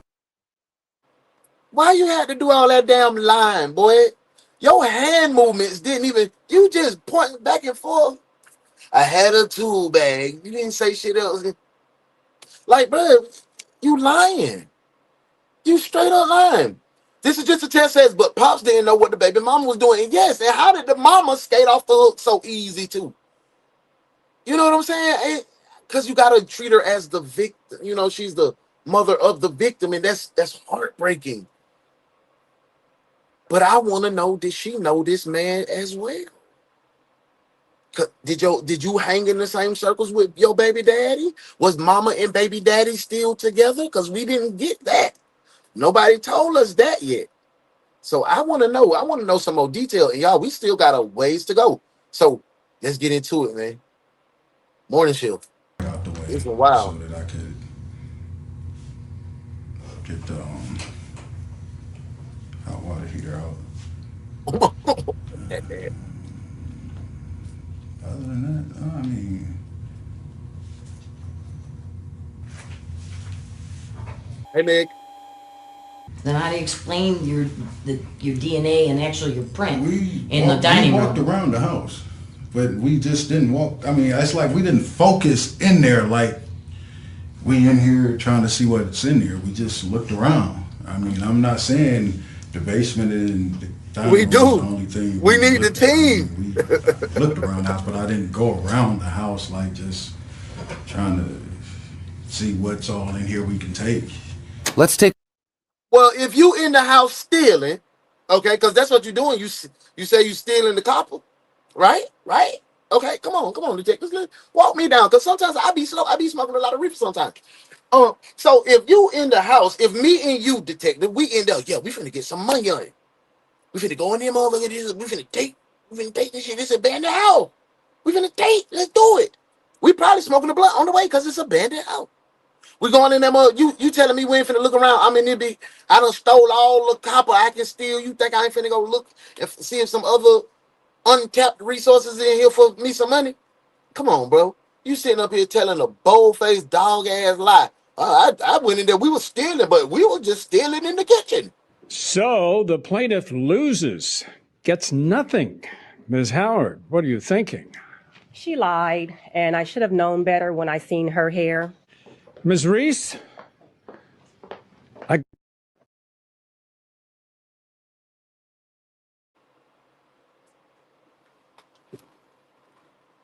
Statements Christopher just made about where he went inside the house. See if you can spot the shift. This is clip 1 and what Christopher said first.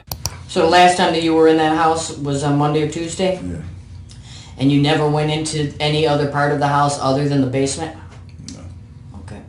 Now this is clip 2 and what Christopher said second. I'm not saying the basement and the dining room is the only thing we looked at. I mean, we looked around the house, but I didn't go around the house like just trying to see what's all in here.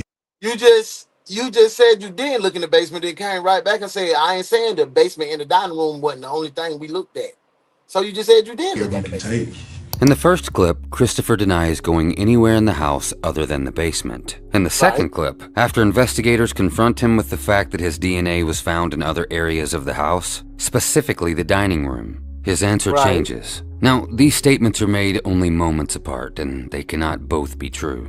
But what really stands out is not just the contradiction. It's the timing of the second conflicting statement. Christopher doesn't volunteer this wider version of events from the beginning. His story expands only after the evidence forces it to. This is what you might call an evidence-triggered revision. At first, he admits to being inside the house, but tries to limit himself to the basement. If he's guilty, that's important. If he can keep himself in the basement, he can explain why he was inside the property while still keeping distance between himself and the room Aliana was killed in. But here's the key. Once investigators reveal to him that his DNA is in other parts of the house, the boundary...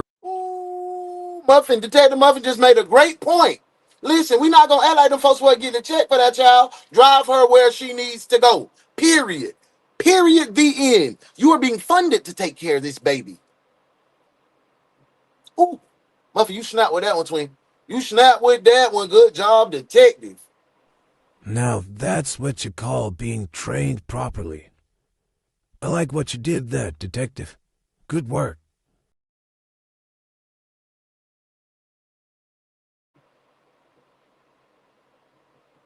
Moves. Suddenly, he was never saying he was only in the basement, only he was and we heard it. And then, I'm not sure if you caught it or not, but there was this strange line. At the end of the second clip, Christopher said, "I'm not saying the basement and the dining room is the only thing we looked at." That phrasing is worth paying attention to. If he had simply said, "I'm not saying the basement is the only thing we looked at," then that would make sense. But he added the dining room, the very room he just previously denied entering, the room directly connected to the murder. Once again, that doesn't prove guilt on its own. But during an interrogation, investigators are trained to listen for exactly this kind of movement. A suspect narrowing his story, then expanding it only when evidence makes the original version impossible. You see, Christopher's story doesn't evolve naturally. It adapts defensively. The changes to details he... What's the name of the girl? Elaniana?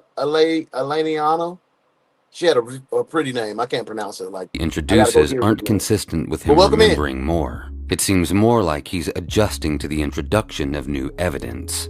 I'm trying to get it right, but I'm sitting here, I'm nervous because I'm actually in the house that this girl's body. Shawnee, right. Shawnee B said, well, if they scrapping already, they already done sold the car. They done sold the car. Yeah. Yeah, that's a good point, too. That's a good... They on their ass already. Their money gone. It goes back to my original point, detectives. It got to be some dope involved. It got to be some dope involved. You running through the money, ain't? Or you living above and beyond your means. One of the two or both of the two. That's understandable. I want to get this right. Yeah, and I understand that, and I respect that. I'm just, in order for us to make certain that we have our information correct, I have to pinpoint some of these things. I have no problem with it. Okay. Anything I got to do to clear me up.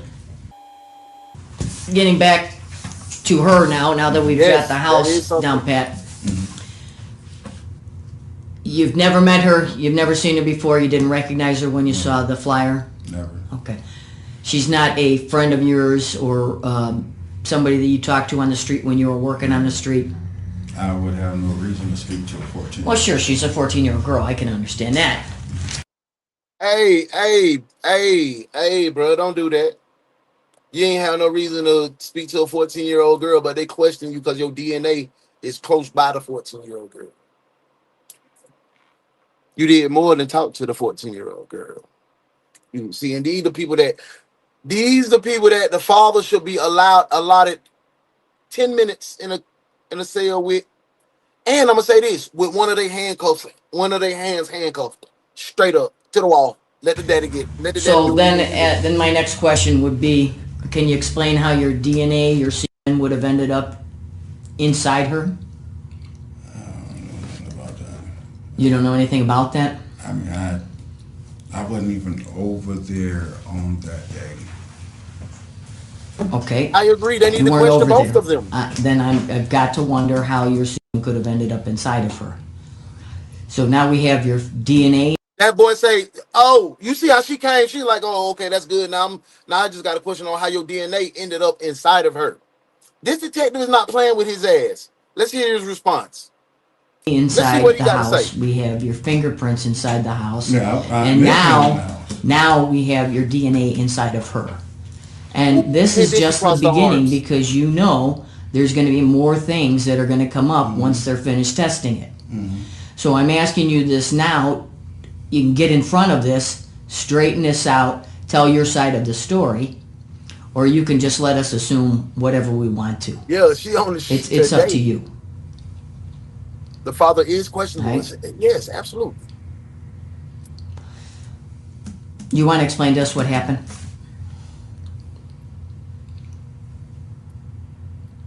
I ain't really got much to explain for real. Well, sure you do. How did you meet her?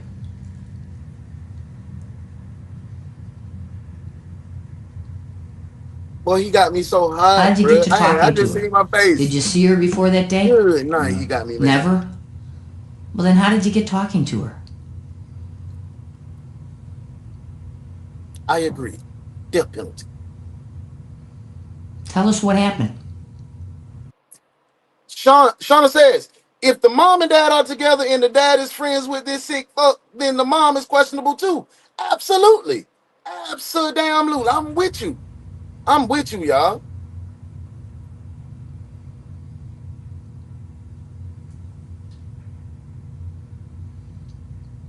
This is your opportunity. Hey, Angela, we got a crazy one today. 14-year-old went missing. This guy is suspected of taking a drill and drilling all over her body 16 times, head included, ear, through all of that, breaking her jaw, essaying her, cutting her neck with a box cutter several times, and she bled out over a course of 1 to 34 hours or so.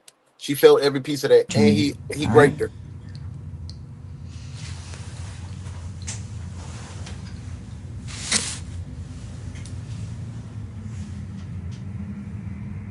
Yeah, for sure. And they call you Chris or Christopher? Yes. Christopher, you got kids. Chris. I'm sorry. I'm sorry, y'all. I be trying to keep it P, man. Her family needs to know what happened. Yeah, They need to know these why some it junkies, happened. bro. These some real basils. They ain't need no junkies. Junkies are a little too exquisite and classy for them. These some basils. Some real basils, bro. Real fiends. You're the only one that can tell them that. Unless you're telling me that these other two were with you. Yes. Yes. I can definitely do that. Put the praying hands in the comments. Praying hands in the comments. We need one more praise break. Because I'm pissed off. And several of the detectives pissed off. It's tough. Let's pray.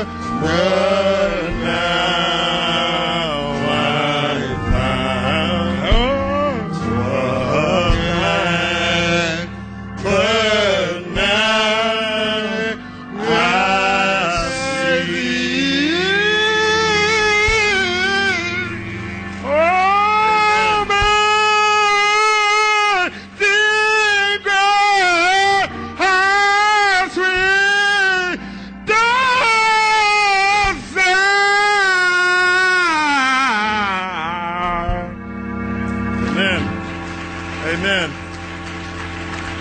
Amen. Thank you. Oh, he really thought he ate that. He really thought he ate that. He's talking about amen. Amen. No, twin. No, twin. You ain't. When he hit that, said, oh, sound. Boy, let's get back to the case, man. I be trying not to laugh at that, but that is hilarious. And I had another break, but it used the N-word a lot. It was my favorite break that I created. It was give a nigga a break.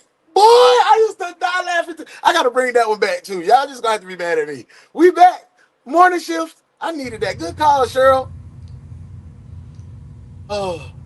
So why don't you just tell us how you came upon Eliana, that's her name, how you came upon her, how you got to talking to her. How did that come about? Yeah, I just feel like drug use. It does, Mo. It definitely does.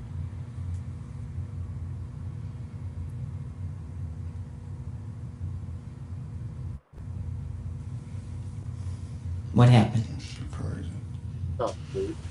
What did you say? It's crazy.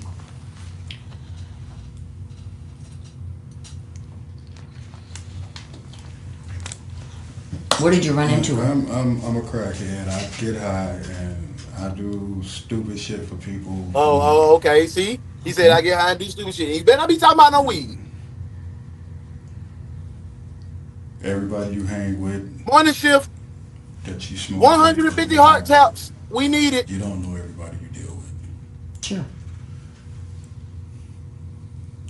You don't know everybody's situation or how everybody got. But after you do your 150 taps, put light and love in the comments. Try to That's how I know you locked put in. names or And you rocking with us. faces to everything that went on that night or that morning.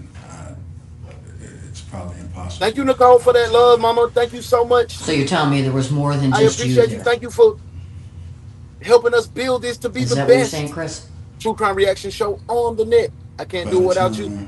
I realized Yes, he admitted to being a how crackhead. old this girl He did. was. I left. Okay. I left. Listen to this shit.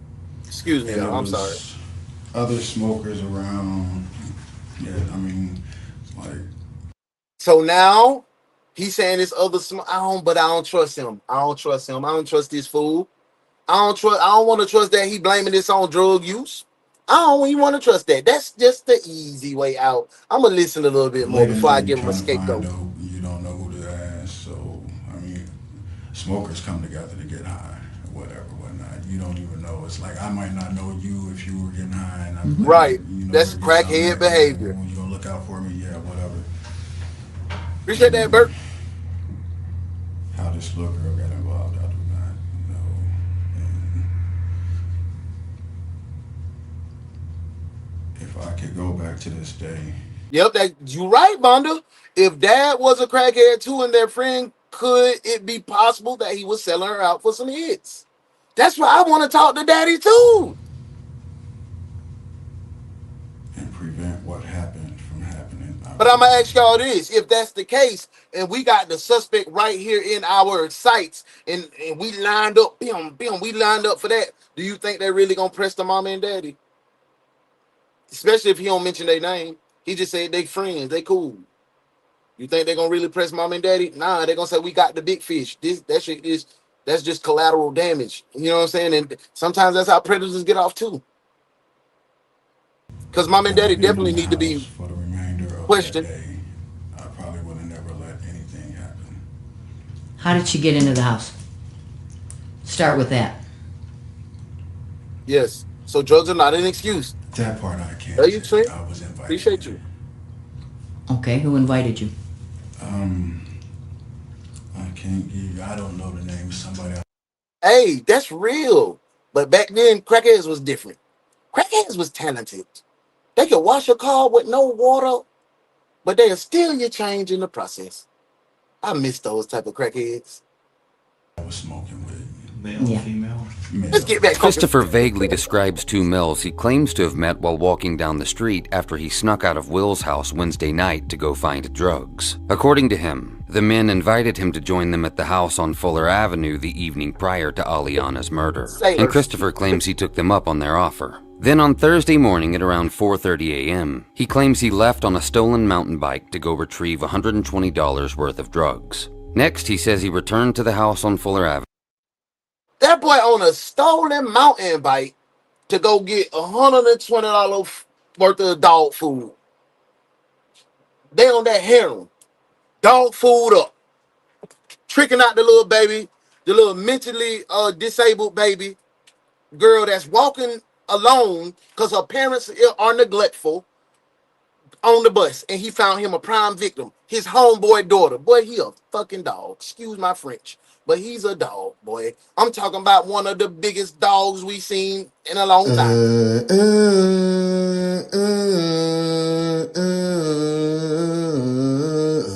You ugly? You ugly, ugly. You ugly? Bitch, I'm ugly, ugly. I represent for all the ugly doggies. Third Wall, Uptown, Cali, yo, we ugly dog. Bitch, I'm about it. And yeah, I'm ugly. I'm from where we all so ugly. And killing ain't nothing but a hobby. Don't make me do up 187 ugly.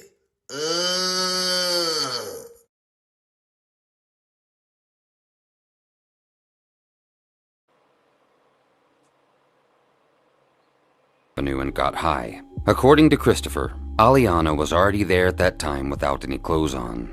No, as far as hurting her, no. Talk that talk, Shauna. And I'm glad you here. We done made it. We over it now, twin. That she was somebody that was getting high, whatever. You nice, what's up? Welcome, man. Thank you for being here. Thank you for that 100 too. I appreciate that love, twin. Why she was going along with what they were saying. She was probably scared or whatever. I had no idea. I'm high. I'm just. Thank you, Perk. You get high. You thinking it's cool. I mean, you just women out there that sell their body for dope. Oh shit! Y'all might be right. Oh no! I hope. What room of the house did you have sex with her in? I hope they wasn't selling this baby out for no dope, man. On the carpet, on the little bundle right there. Which room? I think it was the living room closer to the door. And after that, I got on the bike and I left. I was going to see somebody. Hey, and I'm glad you done fought your way out of that. You here with us. We love you. And we gonna make sure you got down, keep soaring amongst the clouds, baby girl. You feel what I'm saying? You here with the right team now. It was time for me and Will to go do some work, so I never returned to the house. And then I saw this shit on the news, and I felt some kind of way that this shit actually happened to this. Yeah, I'm like, damn. When I saw the flyers, I'm like, wow, she was that young, and I didn't know. I mean, because I'm high, and I'm really not thinking in my right mind. And I mean, it's one thing to try to lie to the situation, but then it's like, only way I can get myself completely out of it is to tell the truth about where I participated in this thing. Do you recall what she was wearing? No, she was naked when I got there. Well, you were there on Wednesday night. She wasn't picked up until Thursday morning. When I went there Wednesday, we was just smoking. We was just getting high. I went and got some more dope, came back, and she was already there naked. I don't know how they got her naked, how they got her in there. Okay. She was already naked. And so I'm thinking it's a party. You know, I'm high. I'm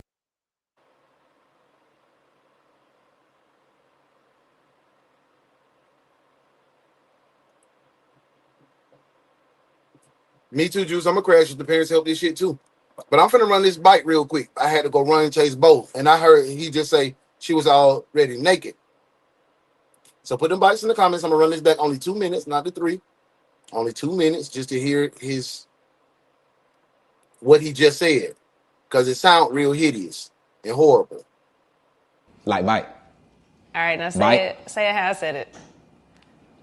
That bit really sound like, it really feel weird even me trying to prepare my mouth to do that. But like, I say bike, screet, bike, pipe. Bike, pipe. That sounds crazy. All right, that is a country. All right, let me do it. I said, it ain't like hard on just back. That sounds Now weird. see, I felt like you was freestyle. While walking down the street after he snuck out of Will's house Wednesday night to go find drugs. According to him, the men invited him to join them at the house on Fuller Avenue the evening prior to Aliana's murder, and Christopher claims he took them up on their offer. Then on Thursday morning at around 4:30 a.m., he claims he left on a stolen mountain bike to go retrieve $120 worth of drugs. Next, he says he returned to the house on Fuller Avenue and got high. According to Christopher, Aliana was already there at that time without any clothes on. No, as far as You a lie? no, I had nothing to do with that. That bitch a lie. God, true. They told me. You know what? I'm sorry, y'all. He got me out of character for real. He's a lie. He's a lie. I know I ain't giving no graphic. Like, why would that 14-year-old girl be in the abandoned already naked? Unless the parents were in on it.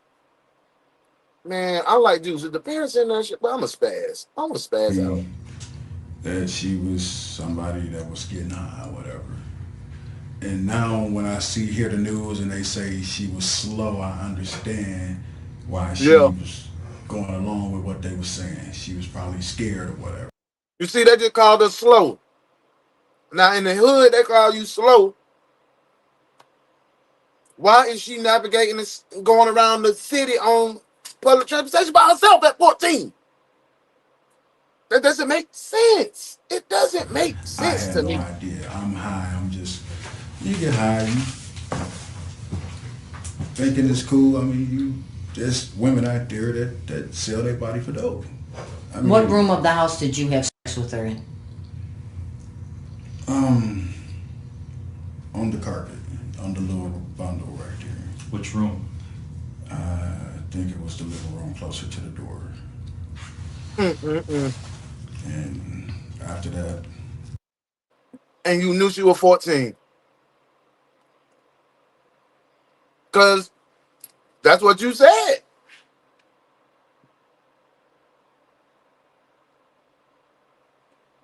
He said that. When they showed the missing person report, he was like, what I look like talking to a 14-year-old girl? But you said it's women that sell their bodies for dope. But you knew that little 14-year-old girl, and you recognized it, and you knew she was 14, and you know that your partner girl. Something ain't right, bro. Something ain't right, bro. But let's think about this too, y'all. We over here listening to a fucking rapist, a grapist. Excuse my French.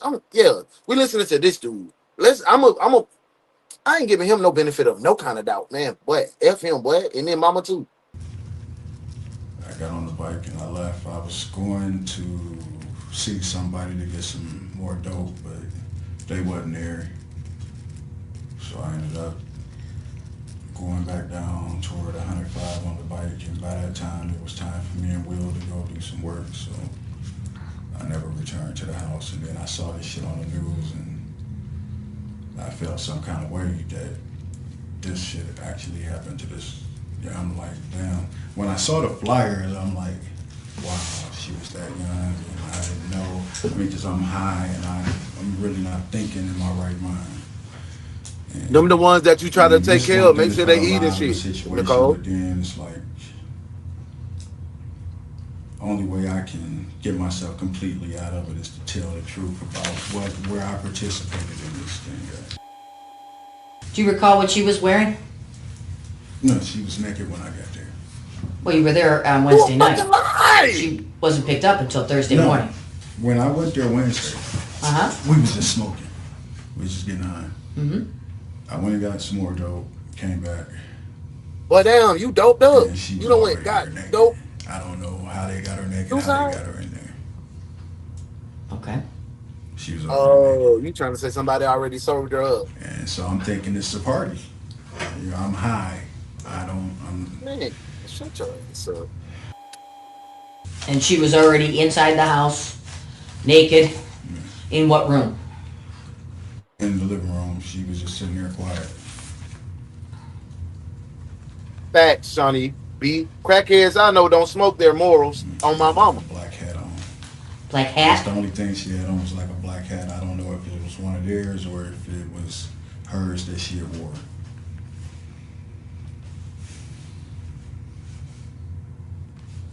So that disgusting myself. How did the sexual encounter come about? It was basically like, it was like, man, just look out for me and she gonna look out for you, whatever. Like, lay down and open your legs, go ahead and give my dude some.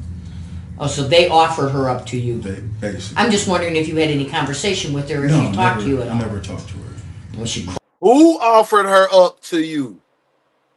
What did he say? A little mini bike. Nah. A little mini bike. I had to go back. A little mini.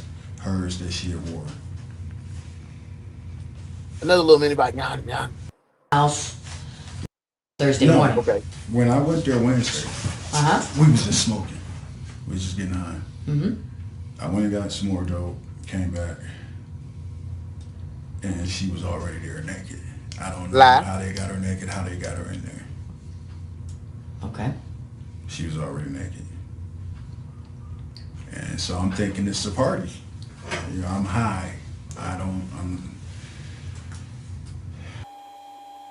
And she was already inside the house, naked. In what room?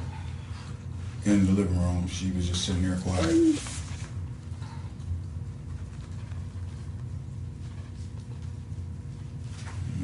Dog live, boy. Black That's hat? the only thing she had on was like a black hat. I don't know if it was one of theirs or if it was hers that she. So she butt naked in the living room, bunked open, bust open, for you to come get some with a black hat on.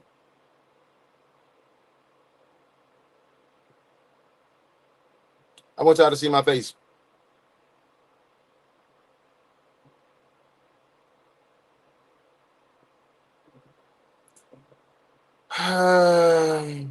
And then tonight, he's in love and pain. Let me take you to the max. I want to love you, UIT, ugly young thing. You need some loving, TLC, tender love and care, and I'll take you there.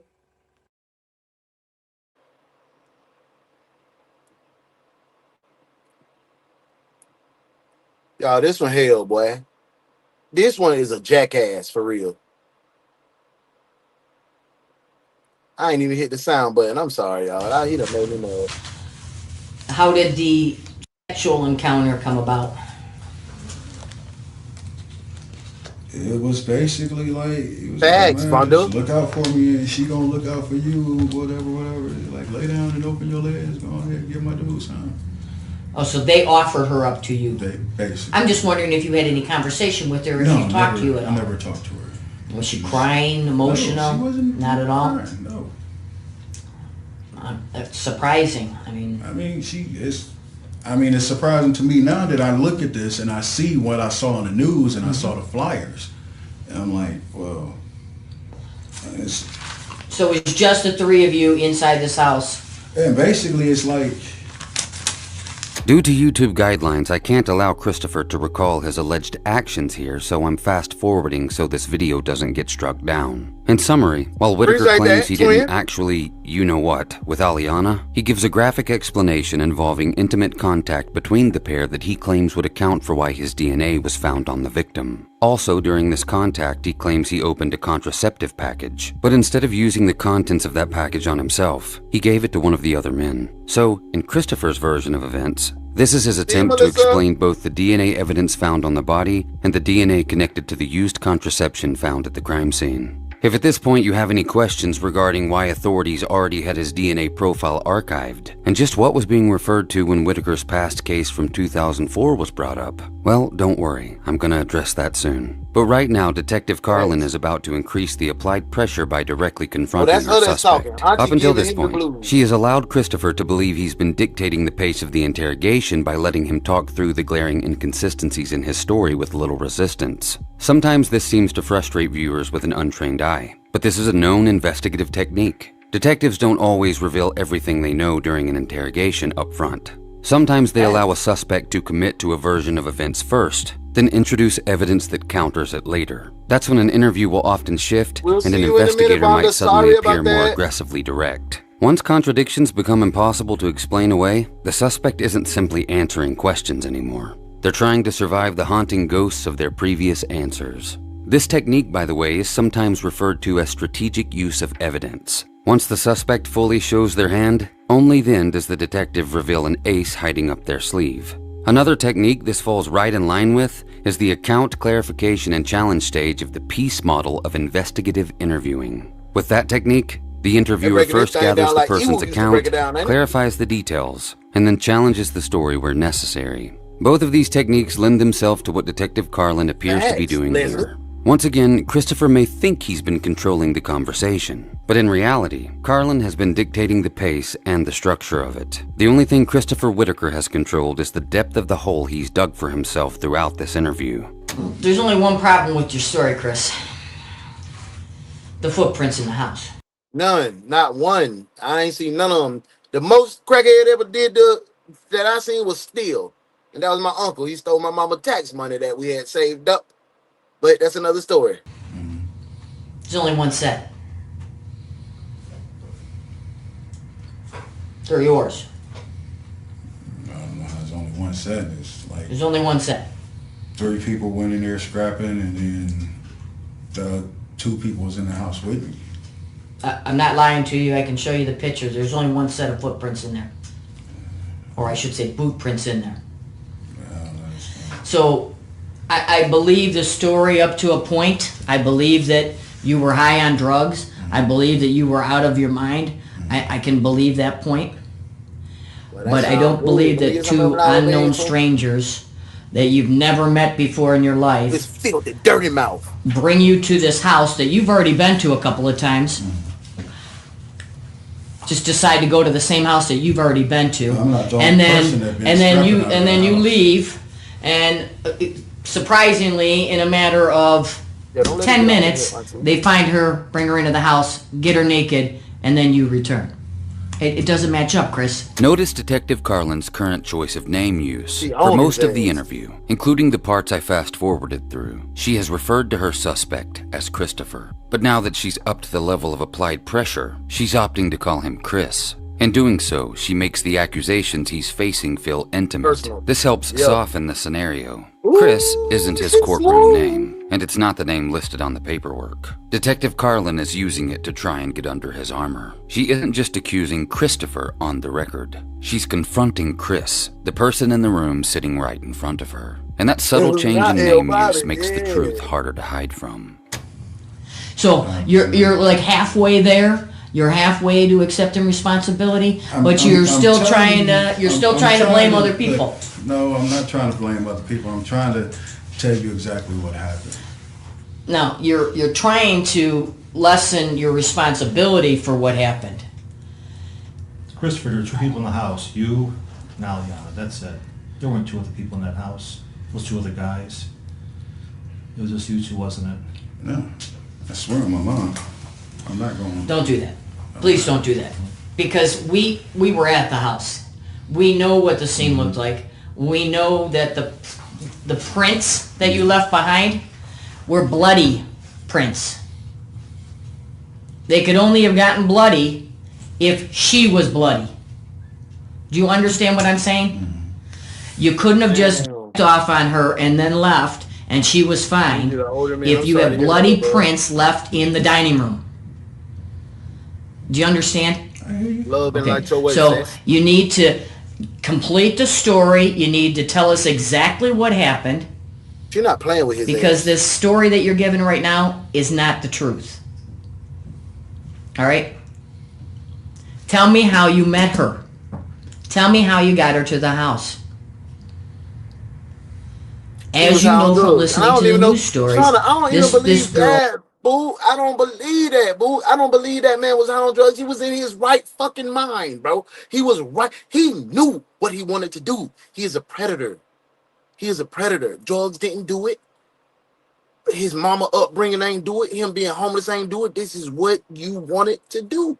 You are a fucking predator. Excuse my French again. Sorry, guys. was a quiet, naive girl waiting on a bus. So how did you approach her? Damn, boy, that's sad, Sass. I'm sorry to hear that. This can help out other little kids. Damn, I'm sorry to hear that, Mom. As far as me with the other guys, yeah, this is true. They talked to her. We walked to the house. All 3 of you.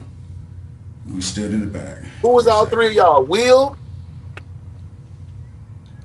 She had walked up the street. And the daddy? Well, this is before we got to the house. She walked up the street and then she came back. She spoke to us.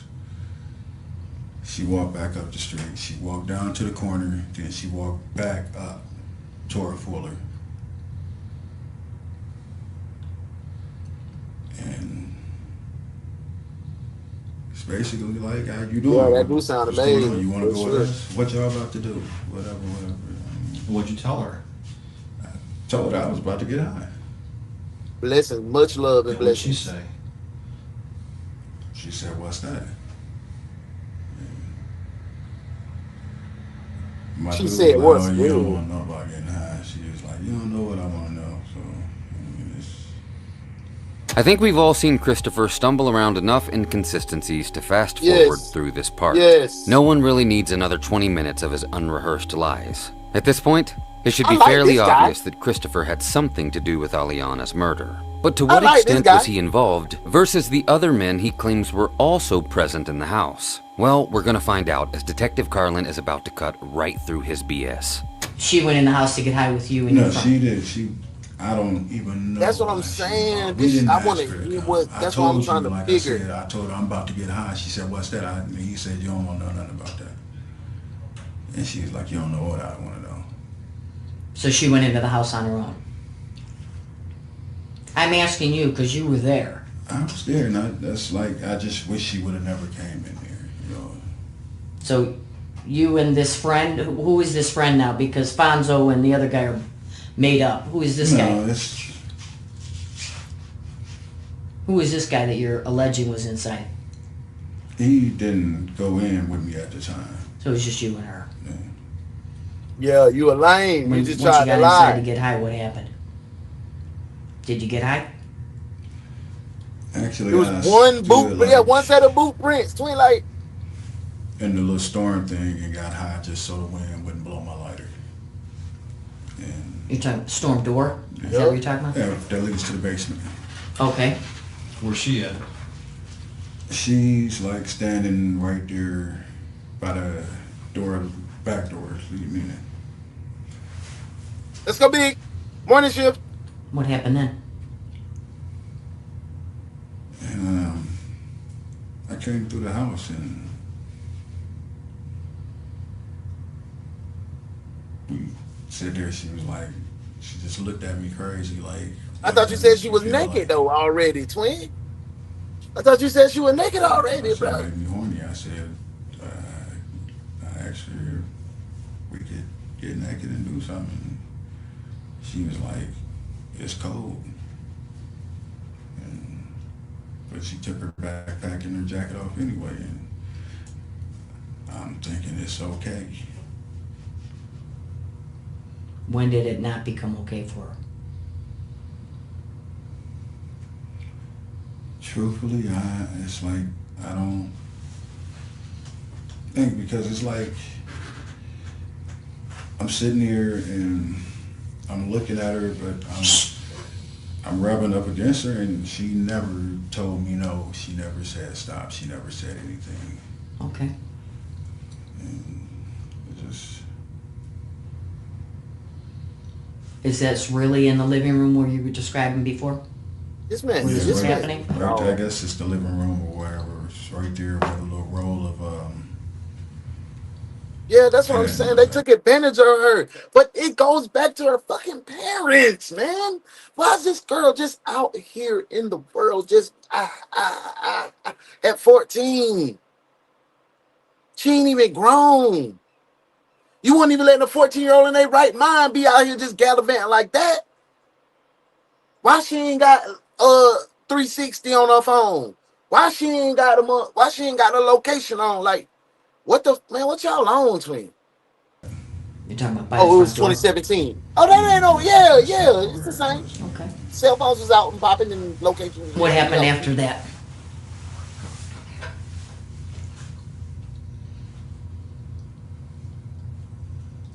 after that, it's like,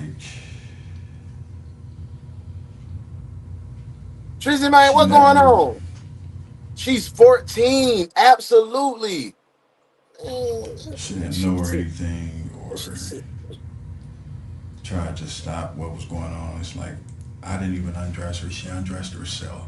Stop lying, bro. She did You not said do that she that, took off bro. her She jacket. did not do that, bro. She did not undress herself. She did not want you, bro. Like that little boy said at the bus stop, it was uneasy. He tried to take a picture, but it was too dark. That girl did not want you. She didn't even want to go at your ass. You probably told her you had a weapon. Stop the cap. Jacket in her Yeah, she had backpack. already got this. She had already took her jacket and backpack off. She undressed herself. Okay. And things kind of got out of hand when Yup. Facts, Nicole. it's like I went to go get high again, and I put my clothes back on, and I'm standing there by the back door. Damn, bro, you done got high in three times in the last 30 minutes, fool. I don't know. You ain't on some badass dope, or you lying. You got high in the last 30 minutes. You went and got dope, got high. Before you had intercourse with her, you got high. After you had intercourse with her, you got high. What kind of dope you want? He attacked me or whatever. I guess she suddenly realized that was wrong and I need to get away from here, but I was high and it scared me. Took her with the box She came cutter. up behind Okay. you while you're getting Yeah, high? like, Was she screaming? No, never. her ass couldn't even afford a gun. Never. That probably was some tools that they had in the house. She pushed you, hit you Yeah, when she came upon you? It's like pushed me and hit me, and it's like it scared me. So Okay. I mean, I reacted, and I just Now you screaming wish self-defense? and prayed that I was never high at that moment. What was your reaction to being scared by her? What did you do is what I'm asking, Chris. Will, what's going on? I turned around. Glad you here. It's like I punched her, but then it's like after that, it's like. Well, yeah, come on in here and get some love. This is a tough case, though. It's a tough one. Where'd you punch her? He did some horrific things to a 14-year-old, bro. Left side or the right side of her face. But in her face? Was it with a closed fist or an open hand? It might have been a closed fist, but after Yeah, that, you broke her jaw. You punched her in the face. Her jaw was broke. What I done, you know, and When the blackout ended and you realized what you had done, what did you do next? there's nothing I could do. I just left. You Well, you did something before you left. Right? I think everything was done by the time my mind cleared back up. You don't remember trying to hide her? Facts.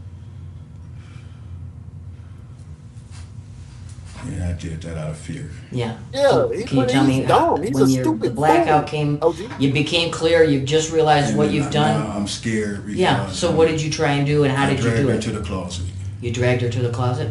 And Was that bedroom open or did you have to open it? no, everything, the door was open. I just dragged her to the closet because I'm like, what the fuck?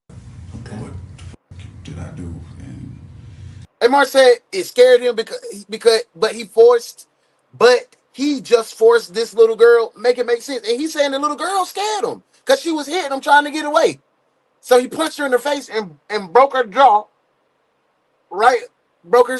Come on, bro. What did you do after you dragged her there? I ran out the house. Did you take anything with you? This man. I'm asking Chris because her backpack is missing. Her jacket's missing. What did you take with you? I put it in the garbage. Where at? In the garbage can. Sassy, President Sassy, thank you for you being wonderful once again.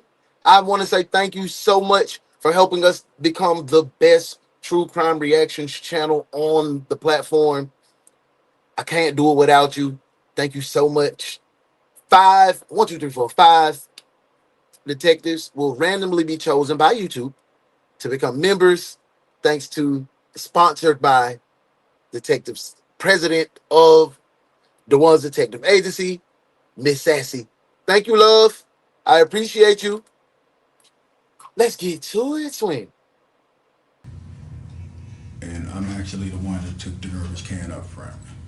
You brought the garbage can to the tree lawn? Yes, because it was garbage day. And I'm like, what the fuck have I done? And I'm so nervous and scared now because I'm not high no more. It sobered me up so quick. Sure. And Yeah, you done hit the dope 3 times. So you take what you could find inside the house, you put it in a garbage can, you take the garbage can to the tree lawn? What time does the garbage pickup happen on? I have no idea. But it's Thursday just morning? know El it's garbage Presidente. day because I heard people say it was Yeah. garbage Let's make day. it rain herself. It's like I was, if if I could go back, shit would never have happened. Yep. I swear to God. What else did you hit her with? X. He is a demon. Like my girl Sassy say, looking good on that green, and that green looking good. You won't go, twin. I was so high. Matthew, what's going on, bro? Thank you for being here. It's like I was out of character. The membership actually just is randomly It's interesting selected. that Christopher describes his actions on January 26th of 2017 as out of character. He also has never publicly admitted to using the bloody tools found in the house to murder the child. During the remainder of his interview, he goes on to claim that he feels like crying for Aliana and that his drug problem turns him into a monster. According to Christopher, the day he killed Aliana DeFries, he simply wasn't himself. He even expresses what looks like regret for making a horrible mistake that he wishes he could take back, which in my opinion is so out of touch with reality. Christopher Whitaker didn't accidentally He reverse acted into like someone. that's going to be his scout. His mind wasn't right. He wasn't in the right mind, so he didn't know what he was doing. That's why he tried to throw that blackout in there too.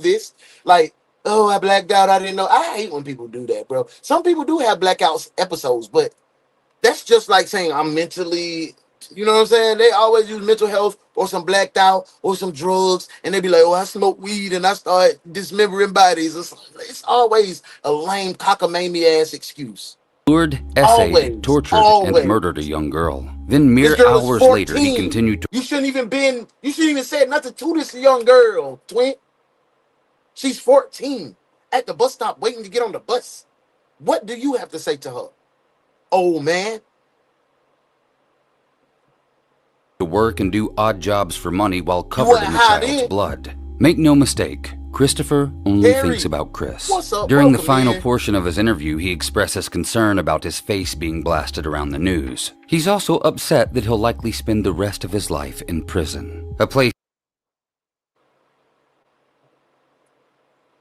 This bitch is a narcissist. He's worried about his public image. He's worried about his image on them plastering his face. Oh boy. Oh boy. I'm glad you're going to jail. Man, he going to jail tonight. Talking about the homie in the gray and the black. You know the facts, I never relax. Everything luxury tax. And everybody here getting videos. Make sure you put a little money in the sack. What's wrong with him? Going to jail.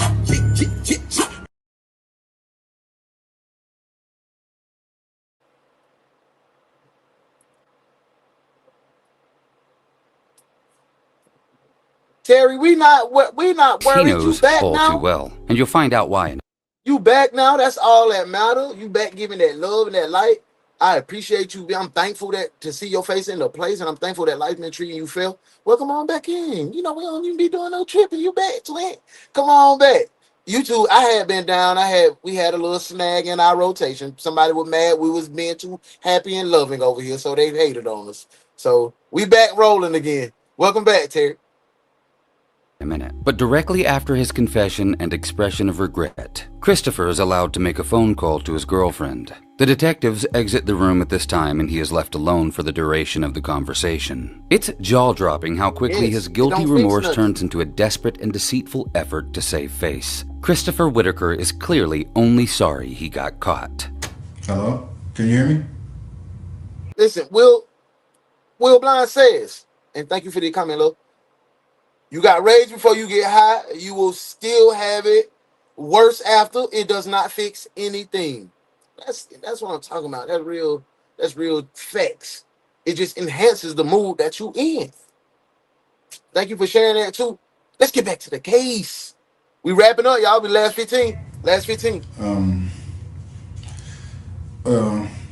You know I was on Fuller at that time when a girl came up missing, right? Facts.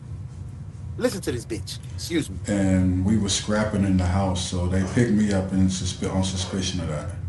So I'm sitting in the county now under suspicion of that.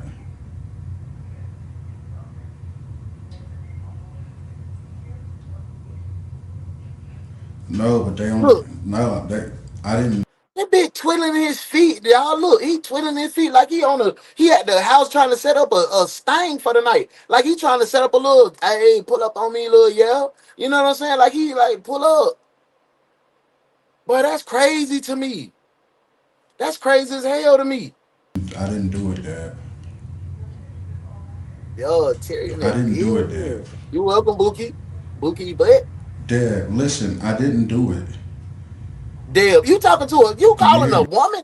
See, that's what I'm saying, bro. You got a whole woman, and you did this to a 14-year-old child, a 14-year-old mentally challenged child, and you got a woman that you trying to damn convince that it wasn't you right now. So why you ain't do all that freaky shit you wanted to do with her, to her?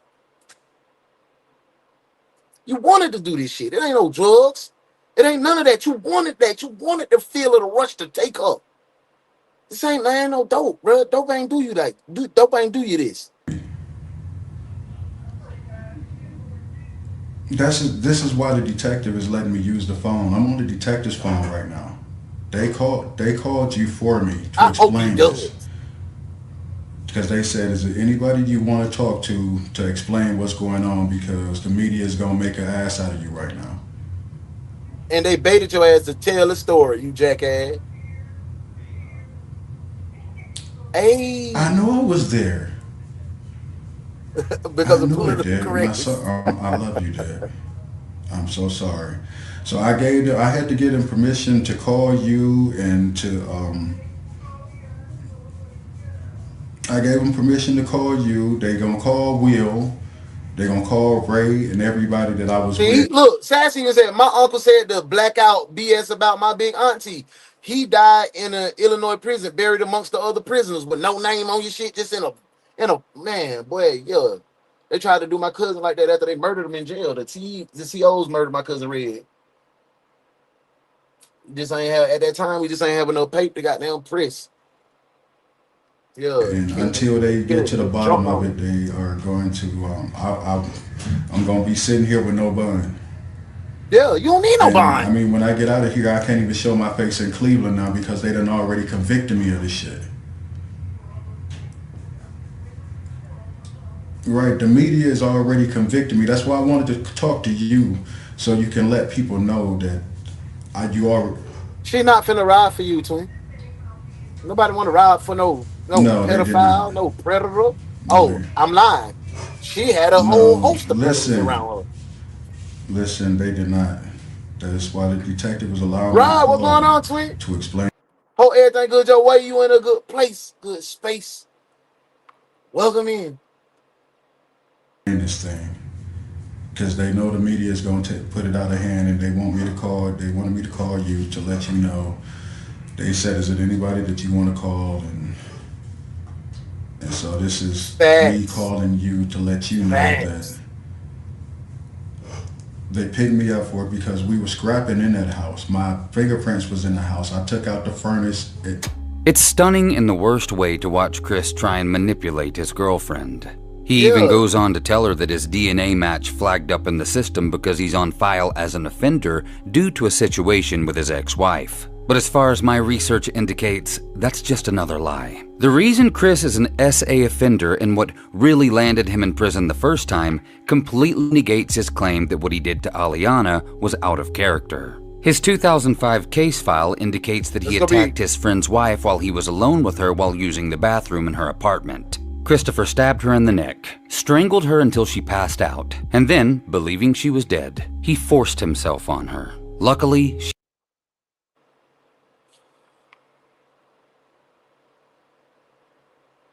They know what this boy on.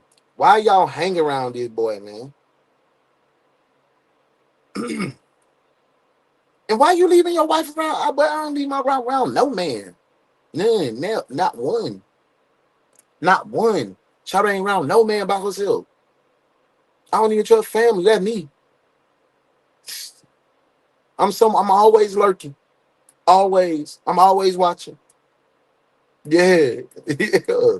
Like, nah, that don't. You stabbed her in the neck, bro. And then daddy of the daughter, you know what type of time he on. Oh, y'all just kicking it, just intermingling. But okay.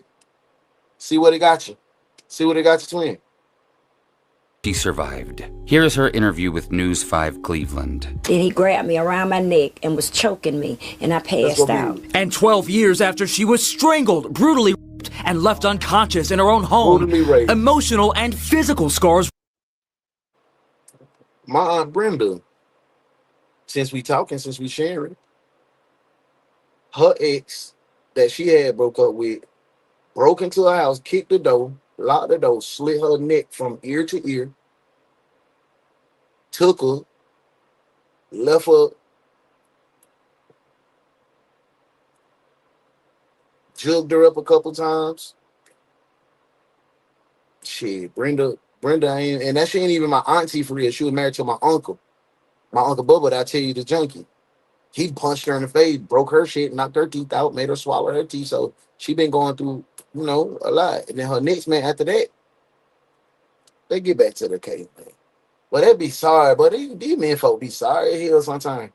Remain. When they found her body, it was like something came over me and said, Chris did that. Chris Whitaker accused of murdering 14-year-old Aliana DeFries and dumping her body in this vacant home, was convicted 12 years ago of sexually assaulting this woman, whose identity we're not revealing. But the original charge of attempted murder was pled down. It's like my life didn't matter to them. As a result, that's what I'm saying. They should not be able to plead out of certain situations. He served just 4 years in prison. And a person can go out and sell drugs and get more time than they gave him. And now look what he done came back and did. She couldn't even defend herself. Look how big he was. Now Whitaker's 2005 victim says the system has a second chance to get it right. He took a kid's life, and to me, when you take a kid's life, a life for a life. Christopher Whitaker clearly harbored a deep-rooted urge to harm women. The system had a chance to put him away for a long time for what he did to his first victim, but they didn't. And now... Just need a break. Hey, we need another praise break? Y'all listen, if we need a praise break right here before we wrap up these last 10, y'all let me know. Put them praying hands in the comments. Put me 5 praying hands per detective. I'll drop that praise break. I have no problem. Now 14-year-old Aliana DeFries has been dead for almost 10 years. But there is a woman I mentioned earlier that I said we'd come back to. Her name is Laquita Williams, the wife of Terrence Rice, Whitaker's scrapping buddy that lived across the street from the crime scene house on Fuller. Laquita knew Chris as Big Dog, and she'd only known him for a couple of weeks. Christopher washed his bloody clothes in her house without her knowledge. She often made him food or gave him water at his request while he worked on the house next to hers, which was owned by Raymond Beckwith. Laquita is also the one who drove him to the scrapyard on the day of Aliana's murder.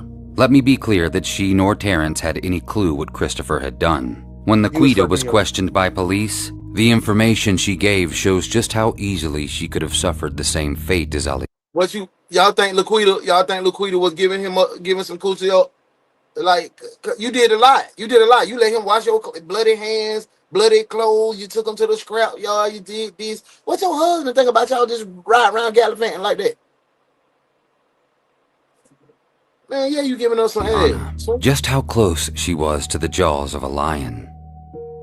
So you know him as Big Dog. Hey, I see him in the comments. I see those praying hands in the comments. So y'all know what we finna do.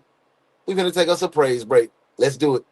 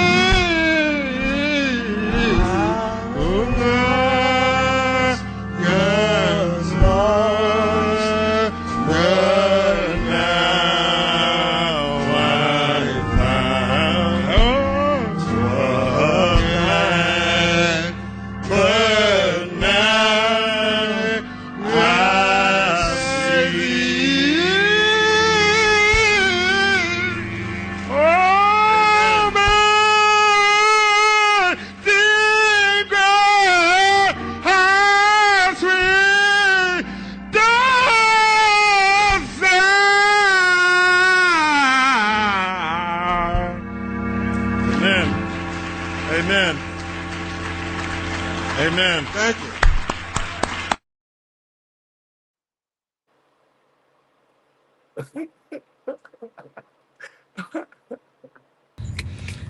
And you saw him Wednesday before the little girl was reported missing? Yeah, Wednesday. He was over there a week and a half before all that happened. Over Fixing where? the house next door. And he came to your house? Mm-hmm. Tell me about that. He would just come in, knocking on the door, asking for something to eat, She look like or she's something to drink. A couple times he asked me to take him to the scrapyard. Have you ever seen him before? Mm-mm. All right. And my first time seeing him was when he just came over there to work on the house, fix on the house. So 2.5 weeks, and you never seen him over there before. Mm-mm. But everybody say he's from around there. I don't be all around there. I go to the store and I go back home. So I don't know who from where. Your daughter tell you she saw him that Thursday? Mm-hmm. She told me that he told her, I'm going to watch you walk to the bus stop. But her bus was already right there. So she got straight on the bus. And her bus stop as well. You did say that, Mom. That wasn't the first victim. All right, so you only seen him. He came over your house. He was playing with your kids? Mm-hmm. Playing with my nieces and nephews and my kids. All right. Did you ever think anything was weird about him? You ever see him on drugs, drinking? Mm-hmm. He was acting normal, like a regular normal person. It's just that Saturday he was just panicking, like he was acting weird. That Which Saturday? Saturday that following week. That Saturday he was just acting real strange, like I gotta get from over here. So, are you talking about the Saturday before they found her body? Mm-hmm. And he said what? He was acting real strange, like I gotta go. This detective not paying attention. Like, that's the first time I seen him freak out like that. Put Auntie back on there, the nice white lady. He got picked up and left. Is that number still in your phone? He was asking me if I can take him, Mayfield Heights, I think, and he was gonna give me $25 or whatever. And I'm like, I ain't about to go that far. No, I don't do that. Anything else you can tell me about Big Dog? What he told you or what he said to you? You know, on the ride to the scrapyard, he was saying something about he just got out of jail. Yes, for Mo. He wasn't trying to go back. Just letting these folks just play with the children. Like, come on, that's your Uncle Big Dog. No, the hell it ain't. And that was on that. No, the hell it ain't. Wednesday. Okay. He said, I just got out of jail. I ain't trying to go back.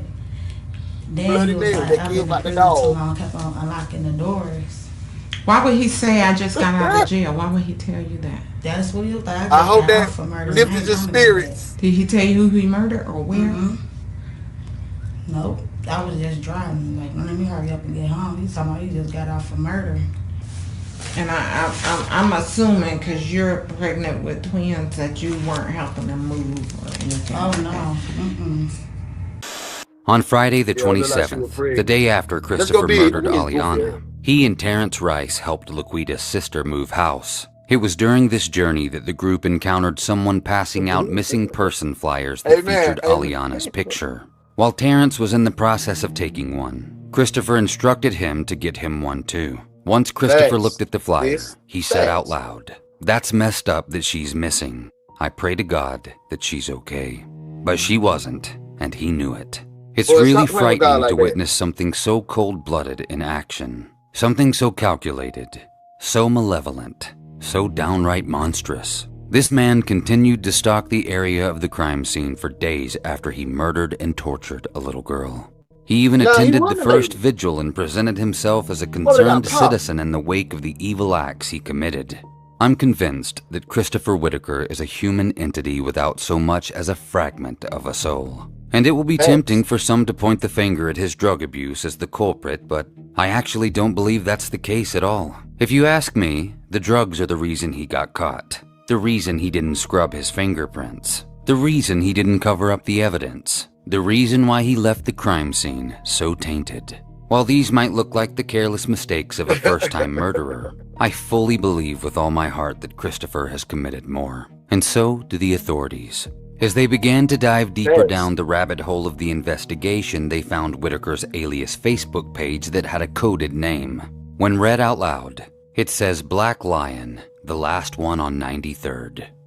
Shortly after his interrogation, he was brought in again and interviewed about the unsolved murders of 4 local women that occurred in a 6-year window. For 3 of these victims, Christopher simply could not have been the killer. He was in prison at the time when the crimes occurred. But one of these women was not only accessible to Christopher at the time of her murder, he worked security at a now burned down studio that was about a block from her home.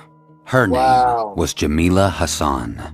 She was 37 years old when she was found stabbed to death in her home on Manor Avenue in Cleveland, about a mile away from where Aliana was found just 5 years. Wow, he just in that area being predatory. Damn, he done got on Jamila. I know a lady named Jamila. Later, Jamila's body was discovered with 15 to 17 blade-made injuries, a match in brutality for Christopher Whitaker's M.O. Good evening to you. Today, Chris Whitaker, that suspect, was charged with murder. That's according to police. Tomorrow, he appears in court, a place he certainly knows. At this home in South Euclid today, we spoke with the aunts of Chris Whitaker, who spoke on the condition we didn't show their faces or use their names. They described their 44-year-old nephew as a father and grandfather, not as a predator. And God is going to come out and show the right one. God going to show the right one. I know it's not in his heart. the right one, It's not in his heart, because I raised him up. Our heart go out for the other family. Our heart really go out for the other family. And I pray to God that they get the right person. Today, we spoke with people who say they knew him at Garfield High School as Chris Summers. And while some described him as aggressive and even creepy, they were surprised by the allegations, with one pointing us to his personal Facebook page with a profile that phonetically reads Black Lion, the last on... Mr. Spears, what's going on, twin? I hope everything goes your way. You in a good place? Good space.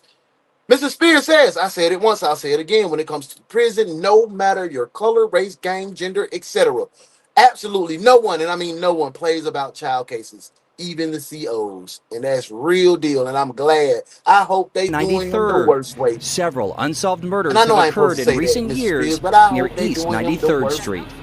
And tonight, police say they are in the very early stages of determining whether he could be linked to other crimes. They say they are looking at his DNA and matching it up.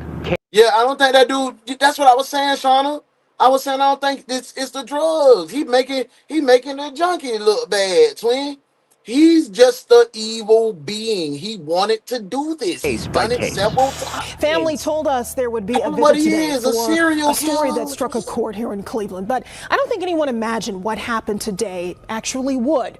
Aliana DeFries went missing last week, as you recall. She was found murdered in an abandoned house. The man police think killed her has now been caught. Carly Flynn Morgan was there, and that's part of why this vigil was certainly a lot different, Carly. Hillary, originally today's event was supposed to be something much different. Organizers planned it before police made an arrest in this case. The group intended to put pressure on law enforcement to catch Aliana's killer. Instead, it was a parade of thanks, handshakes, and hugs. Aliana! Aliana! This community will never forget that name.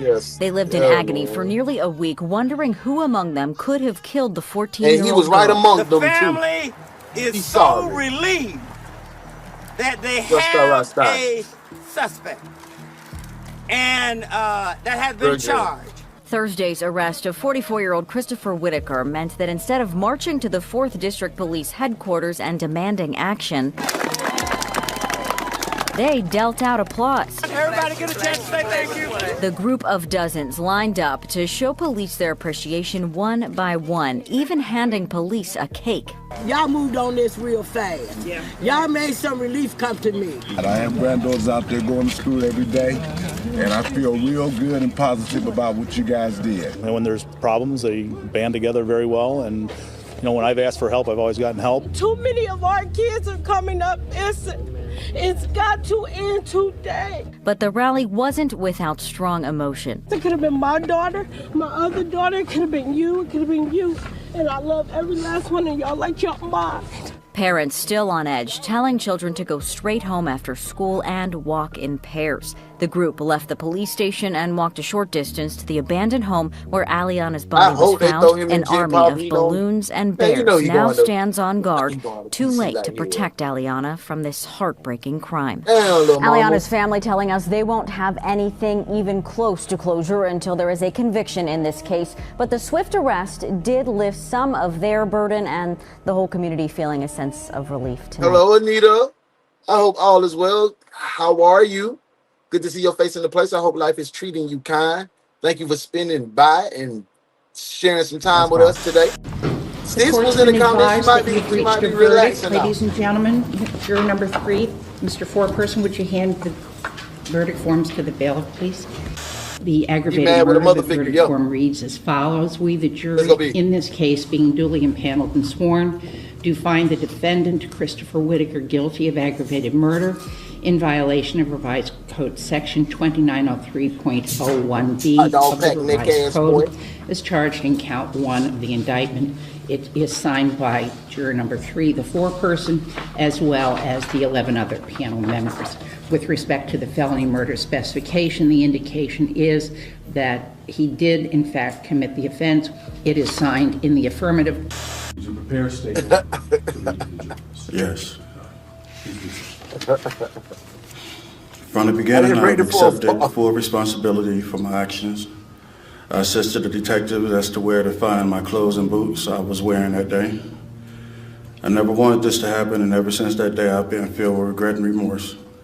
Through the year, I made a lot of phone calls, and in those calls, I've said things and lied about things in order to protect my family's feelings. I've admitted to my guilt to the detectives and to my lawyers. I asked my lawyers not to contest or challenge anything in this case because I really wanted the DeFries family to have closure. I will not try to hide behind drugs or alcohol. I will not pretend or lie because it wouldn't be fair to the family. I apologize to the family and the community for my actions. There is no excuse for what I've done. I gave them the clothes, but you said you ain't know them. You said you did all kind of other bullshit. You said you ain't even know that girl. You went there to the vigil to help look for that girl when you knew where she was all along. You knew you had done raped her. You knew what you did to her. Bro, boy, you not sorry, twin. You sorry that you finna go to jail and they finna do what they finna do to you. They finna do you wrong, boy. They finna do you wrong, and I hope they do you wrong. I can't imagine the pain the family feels, but I know the pain I felt when I had to look at what I've done. If I could go back to that day in January, I'd change everything, but I can't, so I have to live with each day with the shame, hurt, and guilt. That's the only day you would change. And although the trial is over, the regret and painful memories will remain with me. That's just things I can't shake. I pray that the family can find peace and she can find rest. And my apologies. My apologies. No, bitch, say I'm sorry. Thank you. You may step down. You try to give a professional goddamn. No, make that thing personal and intimate.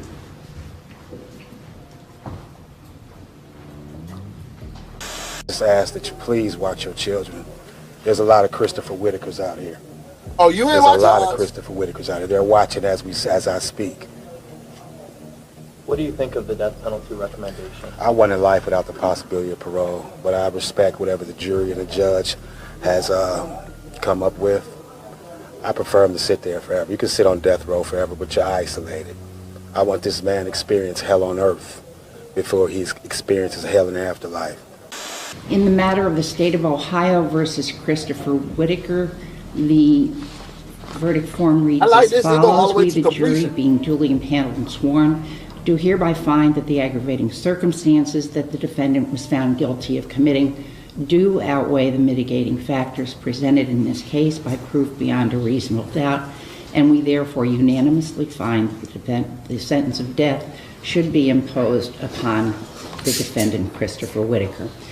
And just like that, Christopher Whitaker was sentenced to die for his actions. It's finally fair justice, even though justice often fares beyond a happy ending. I'm just glad that in this case, they got it right. At least they did the second time around. As for the house on Fuller Avenue, it no longer stands. The city finally tore it down, for it only ever would have served as a painful reminder of the real-life nightmare suffered by a child of Cleveland. Rest in peace to Aliana DeFries and Jamila Hassan, who I'd bet my last dollar was another victim of Christopher Whitaker's, potentially one of many.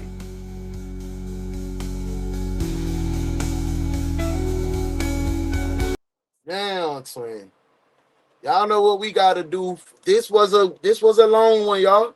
Thankful Thursday. We hit a marathon case. We went from the beginning to the end with Decoder, and he partnered with another true crime channel that I'm gonna go check out because I like the way he was doing the graphics. But before we get ahead of ourselves, let's handle our business here at the Ones Detective Agency. Drop those warrants. Y'all know what we gotta do, twin. We gotta book these jokers, man. They book these folk.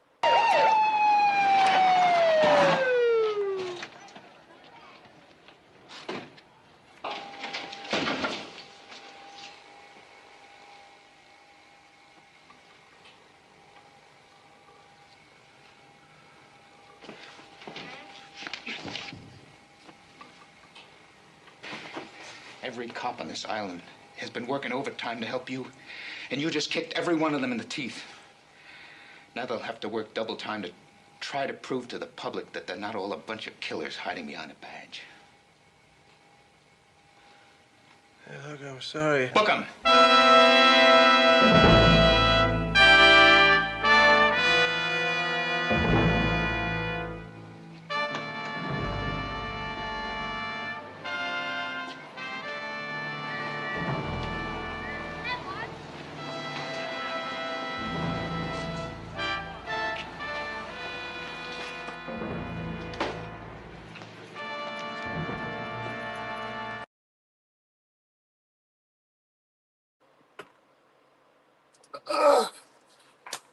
That case whipped my ass today, y'all. I ain't gonna lie. But I appreciate the love and the support, and I'm sorry that case was that touchy. But it looks like we got a happy ending in the end with a death penalty sentence. Rest in peace to the two that lost their lives and the many others, if there are others. Rest in peace to them. I still want to question the mama and the daddy. The daddy looked like he wanted to have a photo shoot. That's all he was on. But thank you guys for sticking around, for toughing it out, for being engaging.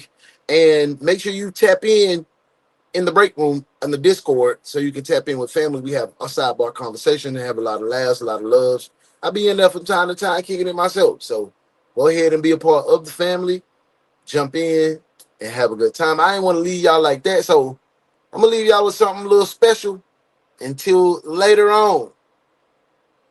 I'll see you later. Be light, be love, be you, because that's the only thing that God designed you to be. Thank you for the love. Thank you for the support.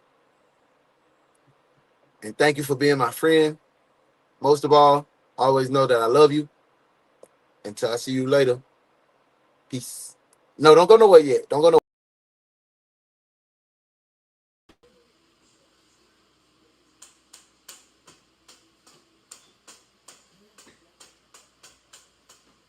Bernice, am I about the money?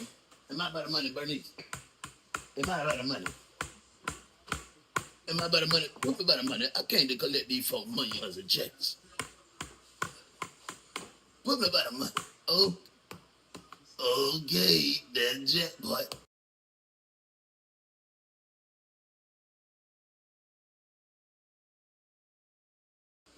It is your boy, Officer Hansie, and I got that shit on today.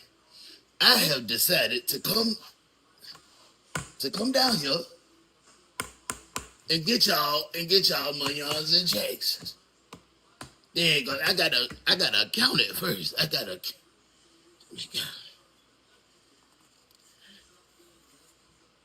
It smells like 20.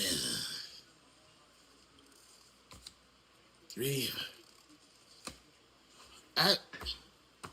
I'm just gonna, I had forgot to bring my bag to put y'all moneyons and checks in, so what I'm gonna do is I'm gonna just put this in my safe place. I'm gonna put this in my safe place right here. Ain't nobody gonna go in here. You hear me?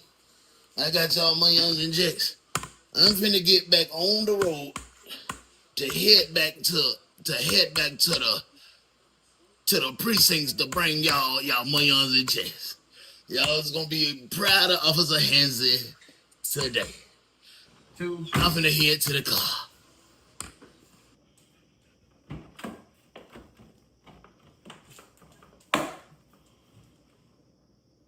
I think I made it to the precinct. I think I made it. Yeah. Oh yeah. Yeah, do I got the Mayans and chicks on me? It feel like all them folk Mayans and chicks.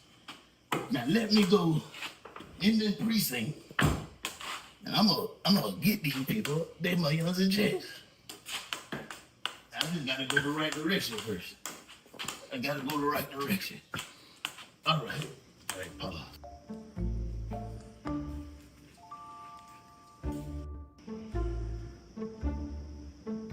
Yo, they gonna be happy to get this Mayan and chicks today. They got me. They done got me. They done hit me upside the head and took the Mayans and chicks. I can't even find it. Help me, 911. 911, somebody help me.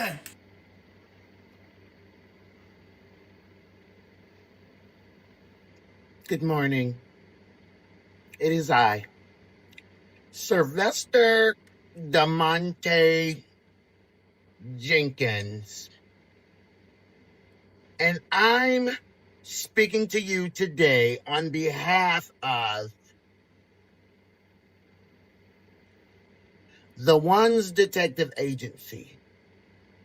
One of our officers was savagely beaten and robbed of the Mayan and checks. That will not be tolerated here. We have put together a vast team of detectives that will investigate and get to the bottom of... Excuse me, I am a little flustered. Get to the bottom of this travesty. Officer Hennessy is a decorated detective. No, excuse me, I'm so flustered here. And all he does is take care of us. I'm reaching out to you to ask you if you've seen anything in the parking deck that caused Officer Hennessy to be robbed. Please reach out to the number listed below. You can remain anonymous, but I need you to help me. Thank you for all that you do. Sylvester DeMonte Jenkins.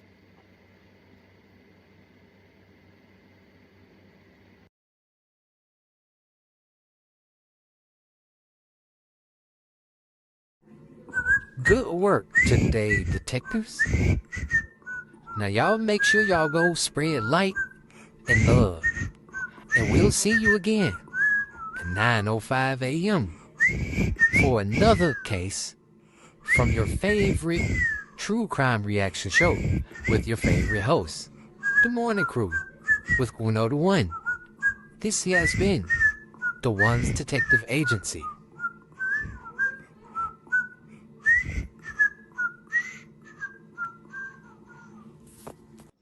Tell your daddy hey, boy. Tell your daddy hey, man.